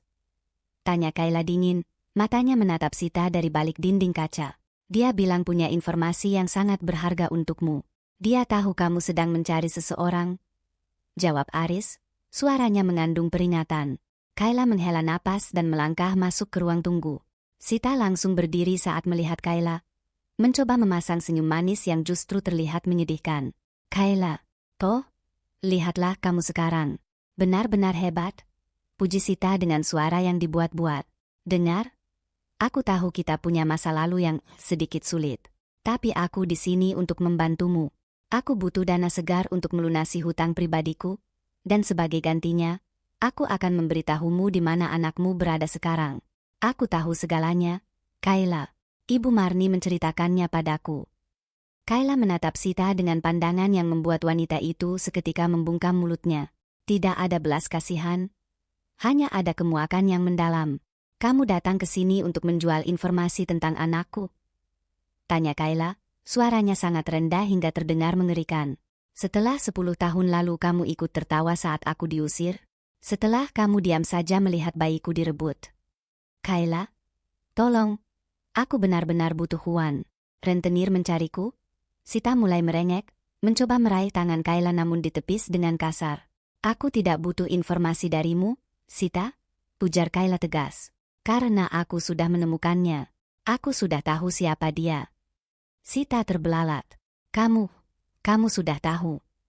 Ya, dan aku tidak akan membayar sepeser pun pada orang sepertimu. Kayla melangkah mendekat, mengintimidasi Sita dengan kehadirannya yang kini berkuasa. Jangan pernah berani mendekati anakku atau membisikkan satu patah kata pun padanya tentang siapa aku. Jika kamu melakukannya, aku akan memastikan hutang-hutangmu menjadi alasan terkecil mengapa hidupmu hancur. Aku akan membelinya, dan aku akan menjebloskanmu ke penjara atas tuduhan pemerasan. Kayla memberi isyarat pada petugas keamanan untuk menjeret Sita keluar. Raungan Sita yang memohon ampunan tidak menggoyahkan hati Kayla sedikit pun. Namun, setelah pintu tertutup, Kayla ambruk di kursinya. Kamu menolak informasi dari Sita? Tapi kamu juga tidak bisa bicara pada Bagas? Kay, ujar Aris lembut, memberikan segelas air. Apa rencanamu sekarang? Kayla mengepalkan tangannya di atas meja. Keputusan kecil namun berisiko diambilnya hari itu. Kia tidak akan lagi menunggu waktu yang tepat. Kia harus memaksa Reno dan Bu Marni untuk mengakui kejahatan mereka di depan umum. Atau setidaknya di depan Bagas. Riz, hubungi pengacara kita. Aku ingin semua aset Wijaya Land yang sudah kita akuisisi segera dikosongkan. Aku ingin mereka keluar dari rumah itu lusa. Perintah Kayla dengan mata menyalang. Dan pastikan Bagas ada di sana saat itu terjadi. Dia harus melihat siapa sebenarnya, keluarga terhormat, yang dulu membuang ibunya. Tekanan batin baru menghimpit Kayla. Ia menyadari bahwa dengan mempercepat kehancuran Reno, ia mungkin akan membuat Bagas membencinya lebih dalam karena menganggapnya sebagai pengusaha kejam yang menghancurkan keluarga orang lain. Namun bagi Kayla, lebih baik dibenci karena kekuatannya daripada dibenci karena kebohongan yang diciptakan musuhnya. Ia sedang mempertaruhkan sisa kasih sayang Bagas demi sebuah kebenaran yang pahit. 1 dekade lalu, Kayla belajar bahwa dunia ini tidak memiliki telinga untuk mendengar rintihan orang miskin. Kini, di balik meja jati hitam yang harganya lebih mahal daripada seluruh perabotan di rumah kontrakan lamanya, Kayla menyadari satu hal lagi. Dunia ini sangat suka menonton kehancuran orang sombong. Kayla menatap pantulan dirinya di permukaan meja yang mengkilap. Ia tampak begitu berkuasa, namun getaran di jemarinya menceritakan kisah yang berbeda. Kata-kata Bagas tentang kebenciannya pada sang ibu kandung masih terngiang, berdecut di pelipisnya seperti migrain yang tak kunjung sembuh. Kemenangan finansial ini terasa seperti meminum air laut. Semakin banyak ia renggut dari keluarga Wijaya, semakin haus batinnya akan pengakuan sang anak. Dia sudah di depan, Kay.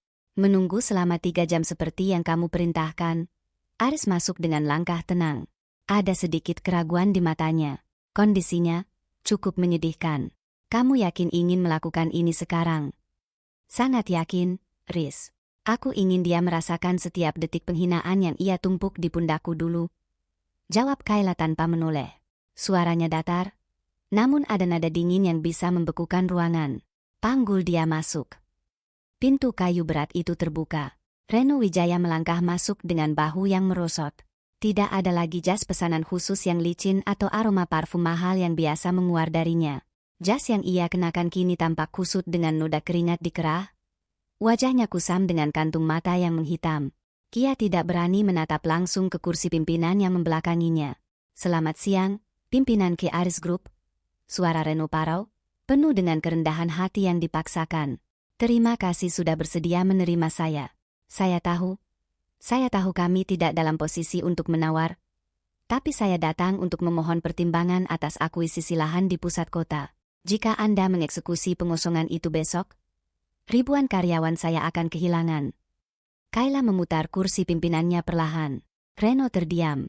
Kata-katanya tersangkut di tenggorokan seolah ia baru saja menelan duri. Matanya melebar. Pupilnya mengecil saat melihat sosok wanita yang duduk di sana. Kia mengucek matanya, berharap ini hanyalah halusinasi akibat kurang tidur dan tekanan hutang. Kayla. Reno mundur selangkah. Kakinya tersandung kaki kursi tamu.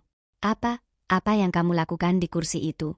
Di mana pimpinan perusahaan ini? Kayla menyandarkan punggungnya, melipat kaki dengan anggun. Kamu sedang menatapnya, Reno. Aku adalah pimpinan perusahaan yang sedang memegang leher bisnismu. Wajah Reno berubah dari pucat menjadi merah padam, lalu kembali pucat. Keangkuhan sisa-sisanya mencoba bangkit. Ini lelucon macam apa? Bagaimana mungkin wanita sepertimu, wanita yang bahkan tidak punya uang untuk membayar biaya persalinan sendiri, bisa memiliki semua ini? Kamu pasti menggunakan cara kotor, kan? Siapa pria di belakangmu? Kay. Pria di belakangku adalah kerja keras dan rasa sakit yang kamu berikan secara cuma-cuma 10 tahun lalu. Sahut Kayla tajam. Jangan samakan aku dengan istrimu yang hanya tahu cara menghabiskan uang hasil rampasan dari orang lain. Reno terengah. Ego yang selama ini ia agungkan hancur berkeping-keping di bawah kaki mantan istrinya. Namun, rasa takut akan kemiskinan ternyata lebih kuat daripada rasa malunya. Kia menjatuhkan tas kerjanya yang usang dan melangkah mendekati meja Kayla. Nyaris ingin berlutut. Kay, dengar. Aku minta maaf. Aku tahu aku salah. Ibu yang memaksaku waktu itu. Kamu tahu bagaimana dominannya dia? Reno mulai merengek, menggunakan alasan yang sama yang selalu ia gunakan untuk lari dari tanggung jawab. Tolonglah, bantu aku sekali ini saja. Wijaya Land adalah peninggalan ayahku. Jangan biarkan kami kehilangan rumah itu. Diana akan meninggalkanku jika aku jatuh miskin. Kay, kamu tahu bagaimana dia? Kayla menatap Reno dengan tatapan yang sangat kosong. Kia teringat malam di rumah sakit, saat ia memohon sambil bersimbah darah agar anaknya jangan dibawa pergi. Dan Reno hanya menatapnya seolah ia adalah hama yang mengotori lantai marmer. Bantu kamu. Kayla terkekeh. Sebuah suara yang terdengar mengerikan di telinga Aris yang berdiri di sudut ruangan. Reno, lihat dirimu sekarang. Kamu datang ke sini dengan bau kegagalan yang menyengat. Kamu ingin aku mengasihanimu sementara kamu sendiri tidak pernah tahu arti kata itu. Kayla berdiri, berjalan perlahan mengitari mejanya hingga ia berdiri tepat di depan Reno. Kia sedikit membungkuk, menyejajarkan wajahnya dengan wajah Reno yang kini berkeringat dingin. Aku punya satu kalimat yang selalu kusimpan untuk momen ini. Bisik Kayla.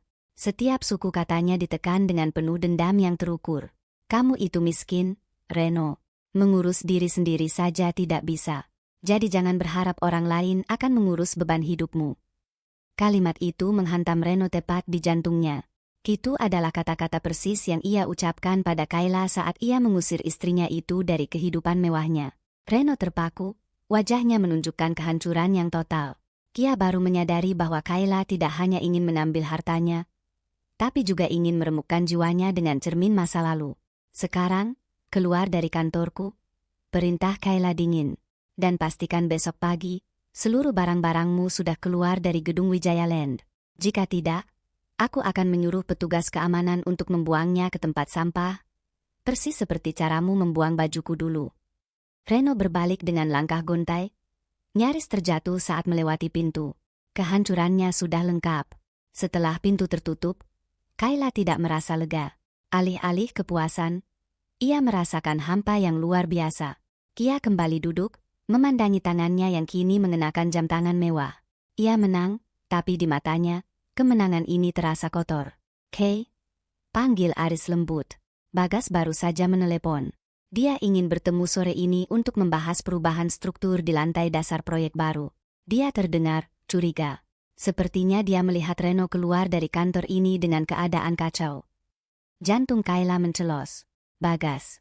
Jika Bagas melihat Reno, dan jika Bagas tahu bahwa ibunya adalah orang yang menghancurkan ayah biologisnya, maka semua usahanya untuk mendekati Bagas akan berakhir dengan bencana. Dia tidak boleh tahu hubunganku dengan Reno, Riz. Belum sekarang, ujar Kayla dengan nada panik. Kayla mengambil sebuah keputusan kecil yang sangat berisiko.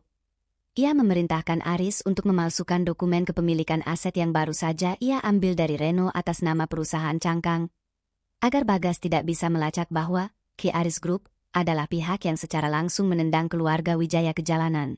Kia memilih untuk terus berbohong demi menjaga citranya di mata sang anak. Sebuah kebohongan yang ia tahu akan menjadi bom waktu yang jauh lebih dahsyat di masa depan. Aku akan menemui Bagas. Siapkan berkas palsunya, bisik Kayla, menyeka setetes air mata yang tak sengaja jatuh. Aku tidak boleh kehilangan dia, meskipun aku harus menjadi penjahat di mata dunia. Lantai marmer rumah besar keluarga Wijaya terasa lebih dingin dari biasanya.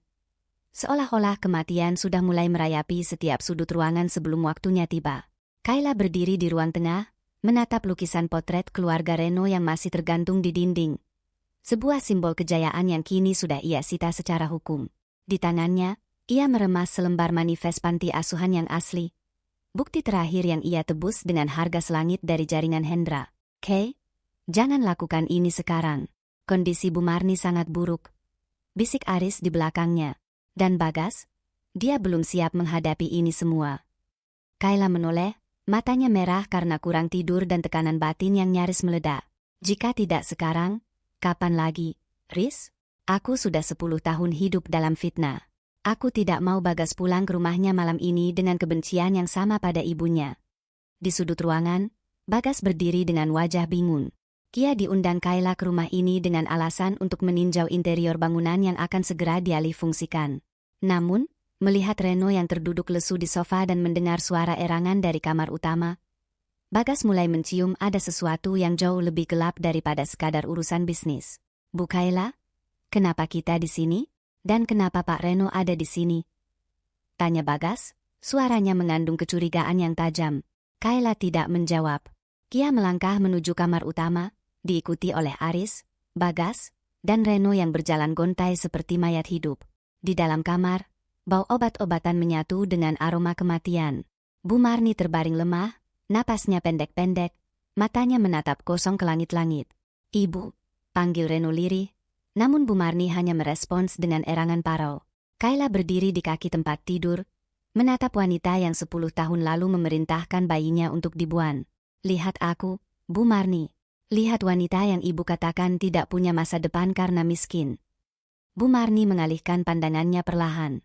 Saat matanya menangkap sosok Kayla, sebuah ketakutan murni muncul di wajahnya yang keriput. Tangannya yang gemetar mencoba menggapai Reno. Kayla pergi. Bisik Bu Marni tersengal. Aku tidak akan pergi sebelum kebenaran ini lunas, sahut Kayla. Dia berbalik menatap Bagas yang terpaku di ambang pintu. Bagas, kemarilah. Ada seseorang yang harus kamu kenal secara resmi. Bagas melangkah maju, jantungnya berdegup kencang. Apa maksud Anda, Bu?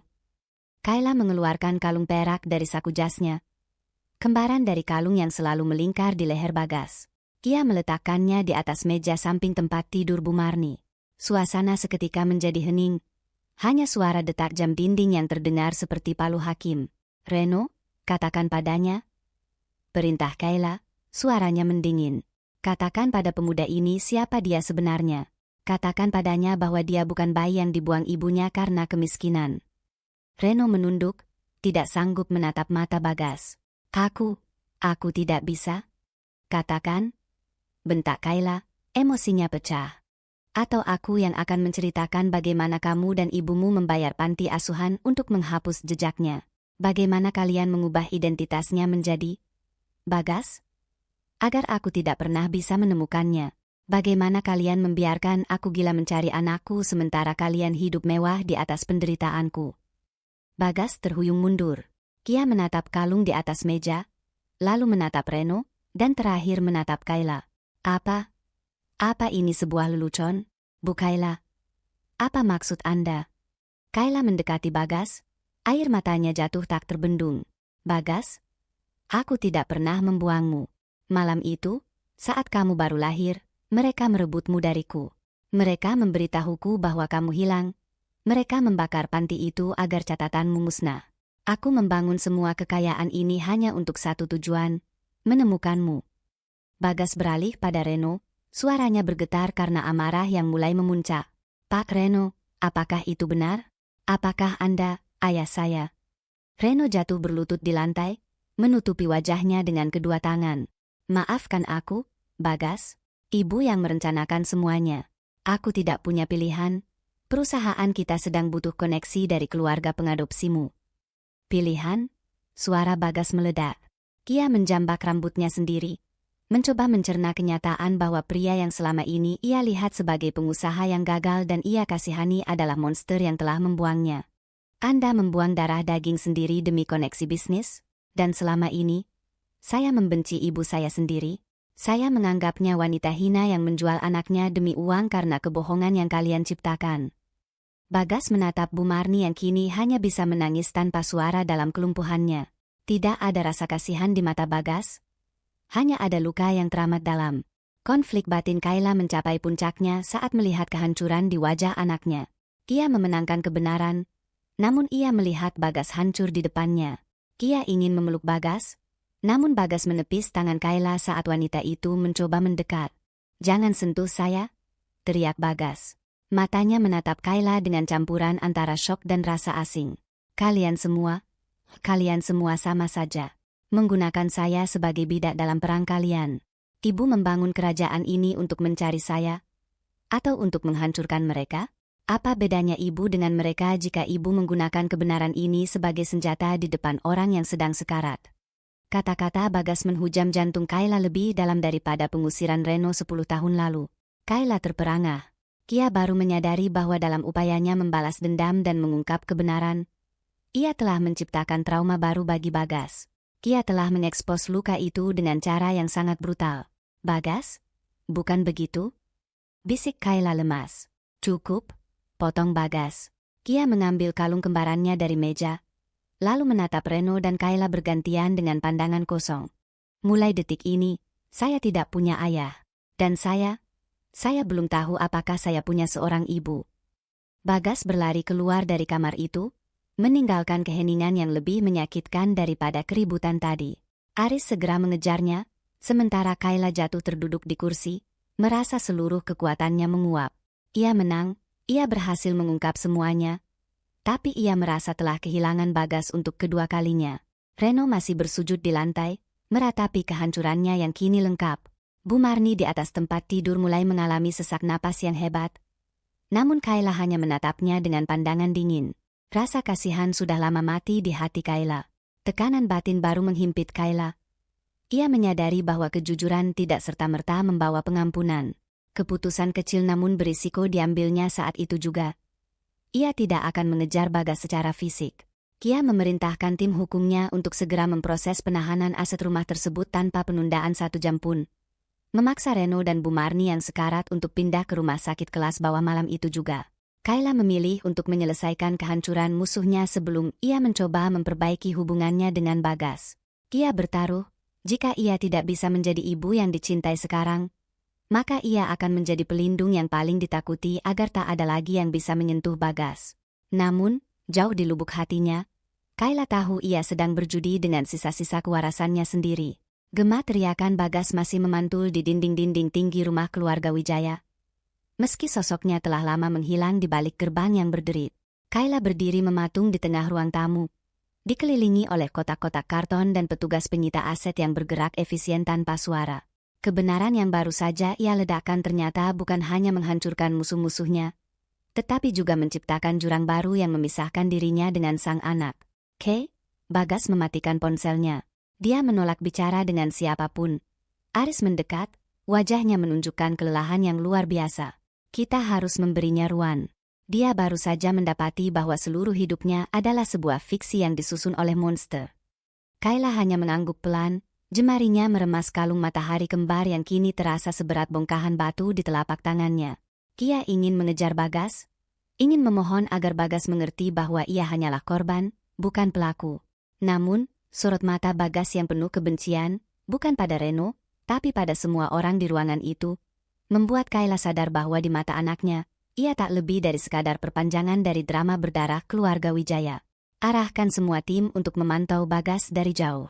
Pastikan dia aman, tapi jangan biarkan dia tahu, bisik Kayla, suaranya parau. Sekarang, mari kita selesaikan bagian terakhir dari sampah ini. Di luar rumah, sebuah truk pengangkut barang sudah menunggu.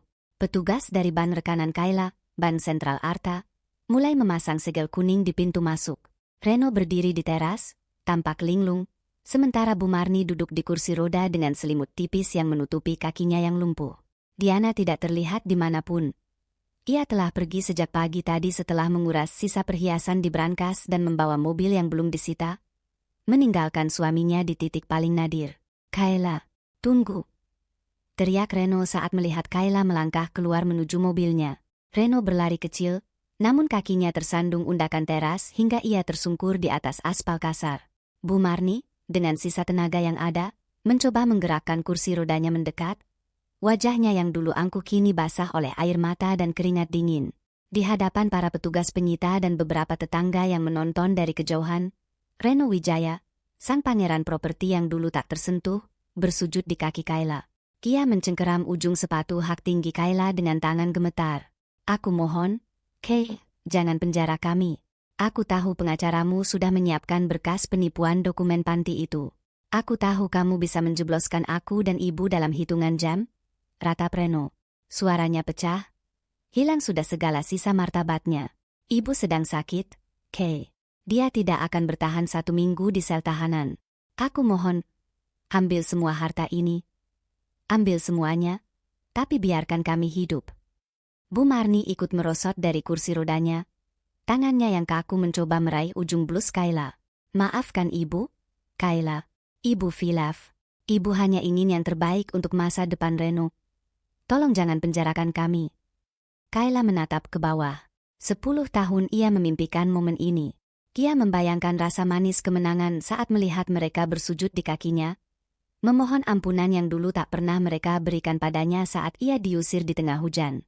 Namun, saat momen itu terjadi, yang ia rasakan bukanlah kepuasan. Ia merasakan mual yang luar biasa. Melihat Reno dan Bu Marni bersujud di hadapannya justru mengingatkan Kayla pada betapa kecil dan hinanya manusia saat kekuasaan mereka dicabut. Ia tidak melihat musuh yang gagah. Ia hanya melihat 2 ekor tikus yang terjepit di sudut ruangan. Kebenciannya yang membara selama 1 dekade tiba-tiba terasa seperti beban yang melelahkan. Bangun, ujar Kayla dingin. Kay, tolong. Reno semakin erat mencengkeram kaki Kayla. Aku bilang bangun. Bentak Kayla. Ia menyentakkan kakinya hingga pegangan Reno terlepas. Jangan kotori sepatuku dengan tanganmu yang sudah menghapus identitas anakku. Kalian meminta ampunan seolah-olah kalian punya hak untuk itu? 10 tahun aku tidak tahu di mana darah dagingku sendiri. 10 tahun aku merasa menjadi ibu yang gagal. Kayla berlutut, menatap mata Reno yang penuh ketakutan. Kamu ingin tahu kenapa aku belum menyerahkan berkas itu ke jaksa tadi pagi? Bukan karena aku kasihan padamu, tapi karena aku tidak ingin nama Bagas terseret dalam persidangan kasus penipuan publik. Aku tidak ingin masa depan anakku ternoda karena sejarah busuk kalian. Reno terdiam. Napasnya tersengal. Kalian akan pergi dari sini. Sekarang, lanjut Kayla. Tapi bukan ke penjara. Aku sudah menyiapkan sebuah rumah kontrakan kecil di pinggiran kota yang kumuh. Persis seperti tempat yang kamu katakan pantas untukku dulu. Kamu akan tinggal di sana, merawat ibumu tanpa pembantu, tanpa mobil, dan tanpa uang sepeser pun. Kalian akan merasakan hidup sebagai orang-orang yang kalian hina. Bu Marni terisak. Namun ia tahu ini adalah belas kasihan terakhir yang bisa mereka dapatkan. Jika aku mendengar kalian mencoba menghubungi Bagas lagi, atau jika aku melihat kalian muncul di area kantorku. Kayla menjeda, suaranya merendah menjadi bisikan yang mematikan. Berkas itu akan langsung sampai ke meja penyidik, dan aku akan memastikan sel kalian adalah tempat paling gelap di negeri ini. Kayla berdiri, membalikkan badan, dan masuk ke dalam mobilnya tanpa menoleh lagi. Di dalam mobil, ia menutup matanya rapat-rapat. Ia merasa telah menjadi monster yang berbeda. Ia telah memberikan hukuman yang ia anggap adil. Namun batinnya berteriak bahwa ia sedang perlahan-lahan kehilangan kemanusiaannya. Kay, kamu baik-baik saja? Tanya Aris yang duduk di kursi kemudi. Antar aku ke apartemen Bagas? Riz, ujar Kayla. Dia belum mau menemuimu, Kay. Dia butuh waktu. Aku tidak peduli. Aku harus tahu dia tidak membenciku sebesar dia membenci Reno. Kayla meremas tangannya sendiri. Namun, saat mereka tiba di apartemen Bagas, mereka menemukan pemandangan yang mengejutkan. Pintu apartemen terbuka sedikit, dan di dalamnya, ruangan itu tampak berantakan seolah-olah telah digeledah. Aris segera masuk dan menemukan sebuah nota ancaman di atas meja kerja Bagas. Jika ingin anakmu tetap selamat, tarik semua tuntutan hukum terhadap aset-aset keluarga Wijaya dan serahkan separuh saham ke Aris Group.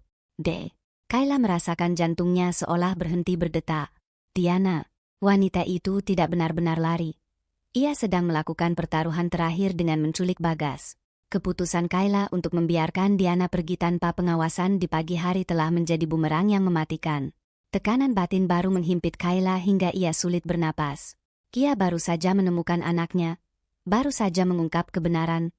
Namun kini nyawa Bagas terancam karena dendam materialistis Diana. Kia dihadapkan pada pilihan mustahil. Menyerahkan kerajaan bisnis yang ia bangun dengan darah dan air mata selama 10 tahun. Atau mempertaruhkan nyawa satu-satunya alasan ia bertahan hidup. Siapkan uangnya, Riz. Semuanya? Bisik Kayla dengan mata yang menjalang tajam. Aku akan membakar seluruh duniaku jika itu berarti Bagas kembali dengan selamat. Dan kali ini, aku tidak akan membiarkan siapapun bersujud meminta ampun. Udara di dalam gudang tua di kawasan pelabuhan itu terasa pengap oleh bau garam dan karat.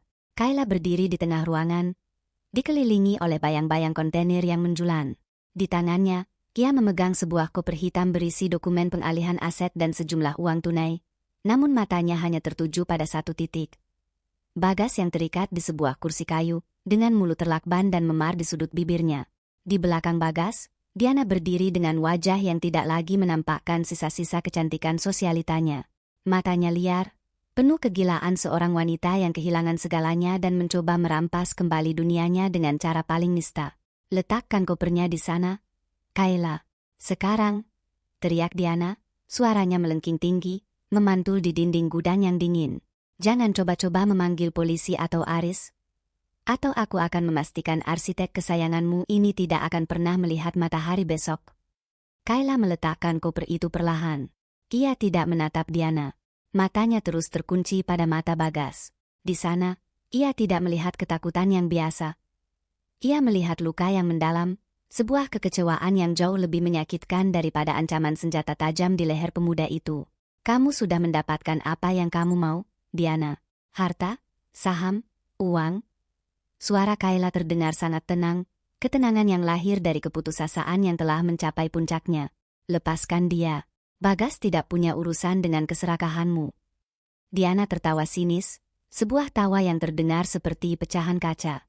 Bagas adalah kunci, Kayla. Tanpa dia, kamu tidak akan pernah menyerahkan 1 sen pun padaku. Kamu menghancurkan Reno, kamu mengusir mertuaku, dan kamu pikir aku akan diam saja menjadi miskin. Kayla melangkah 1 tindak ke depan. Ambil hartanya, Diana. Aku tidak peduli. 10 tahun aku membangun kerajaan itu hanya untuk membuktikan pada Reno bahwa aku bukan sampah. Tapi malam ini, aku menyadari bahwa tumpukan kertas itu tidak ada artinya jika aku kehilangan detak jantung yang dulu pernah berdenyut di dalam rahimku. Diana mulai mendekat ke arah koper. Tangannya gemetar saat mencoba membukanya. Pada saat itulah, Aris yang sudah bergerak diam-diam melalui jalur belakang bersama tim keamanan, memberikan sinyal. Sebuah ledakan kecil di sisi luar gudang mengalihkan perhatian Diana. Dalam hitungan detik, petugas keamanan melumpuhkan Diana sebelum ia sempat menyentuh Bagas. Kayla berlari. Kia tidak memedulikan koper berisi miliaran rupiah itu yang kini tergeletak di lantai. Kia jatuh berlutut di depan Bagas. Tangannya gemetar saat merobek lakban di mulut anaknya dan memotong ikatan talinya. Bagas? Bagas? Kamu tidak apa-apa? Kayla meraba wajah Bagas. Air matanya jatuh tanpa suara. Bagas terdiam sejenak, menatap ibunya. Kia tidak lagi menepis tangan Kayla. Namun ia juga belum membalas pelukannya. Keheningan di antara mereka terasa lebih berat daripada riuh penangkapan Diana oleh polisi di latar belakang. Ibu benar-benar akan memberikan semua itu? Tanya Bagas lirih. Semua hasil kerja keras ibu selama 10 tahun. Hanya untuk saya. Kayla mengangguk mantap. Harta bisa dicari lagi, Bagas. Tapi waktu 10 tahun yang hilang, ibu tidak ingin menambahnya 1 detik pun lagi. 6 bulan kemudian, sinar matahari pagi masuk melalui jendela besar di kantor baru Aris Group yang kini lebih sederhana namun hangat. Kayla duduk di kursinya, menatap sebuah map kecil di atas meja. Itu adalah laporan pemindahan aset terakhir. Kia tidak memberikan ampunan materi pada Reno dan Bu Marni. Kia membiarkan proses hukum atas penipuan dokumen panti tetap berjalan. Namun ia menunda eksekusi penjara dengan syarat mereka tetap tinggal di sebuah rumah kontrakan sempit di pinggiran kota yang panas dan berisik. Rumah itu adalah hukuman hidup. Di sana, Reno harus bekerja sebagai buruh kasar di gudang logistik hanya untuk membeli obat-obatan Bu Marni yang kini lumpuh total. Tidak ada lagi pelayan, tidak ada lagi penghormatan. Setiap hari, Reno harus merasakan bau kemiskinan yang dulu ia cemuh. Sementara Bu Marni hanya bisa meratapi masa lalu dalam bisu. Mereka menelepon lagi pagi ini, K. Reno memohon pinjaman untuk biaya operasi tambahan ibunya. Aris masuk membawa secangkir teh. Kayla menggeleng pelan. Katakan pada mereka, aku sudah memberikan kontrakan dan biaya makan minimal. Selebihnya adalah tanggung jawab Reno sebagai seorang anak. Aku tidak akan membiayai kemanjaan mereka lagi. Mereka harus belajar arti dari kata, cukup. Lalu, bagaimana dengan Bagas? Tanya Aris lembut. Wajah Kayla seketika berubah cerah. Kebahagiaan kini terpancar dari matanya, bukan lagi kilat dendam. Dia sedang di lokasi proyek barunya. Dia menolak menggunakan dana perusahaan kita. Dia memenangkan tender secara mandiri untuk desain Museum Seni Nasional. Kayla bangkit dan berjalan menuju jendela. Di bawah sana, di halaman gedung, ia melihat sebuah mobil sederhana parkir. Bagas turun dari mobil itu, membawa gulungan sketsa. Pemuda itu mendongak, melihat ke arah jendela kantor Kayla, dan memberikan sebuah lambaian tangan kecil.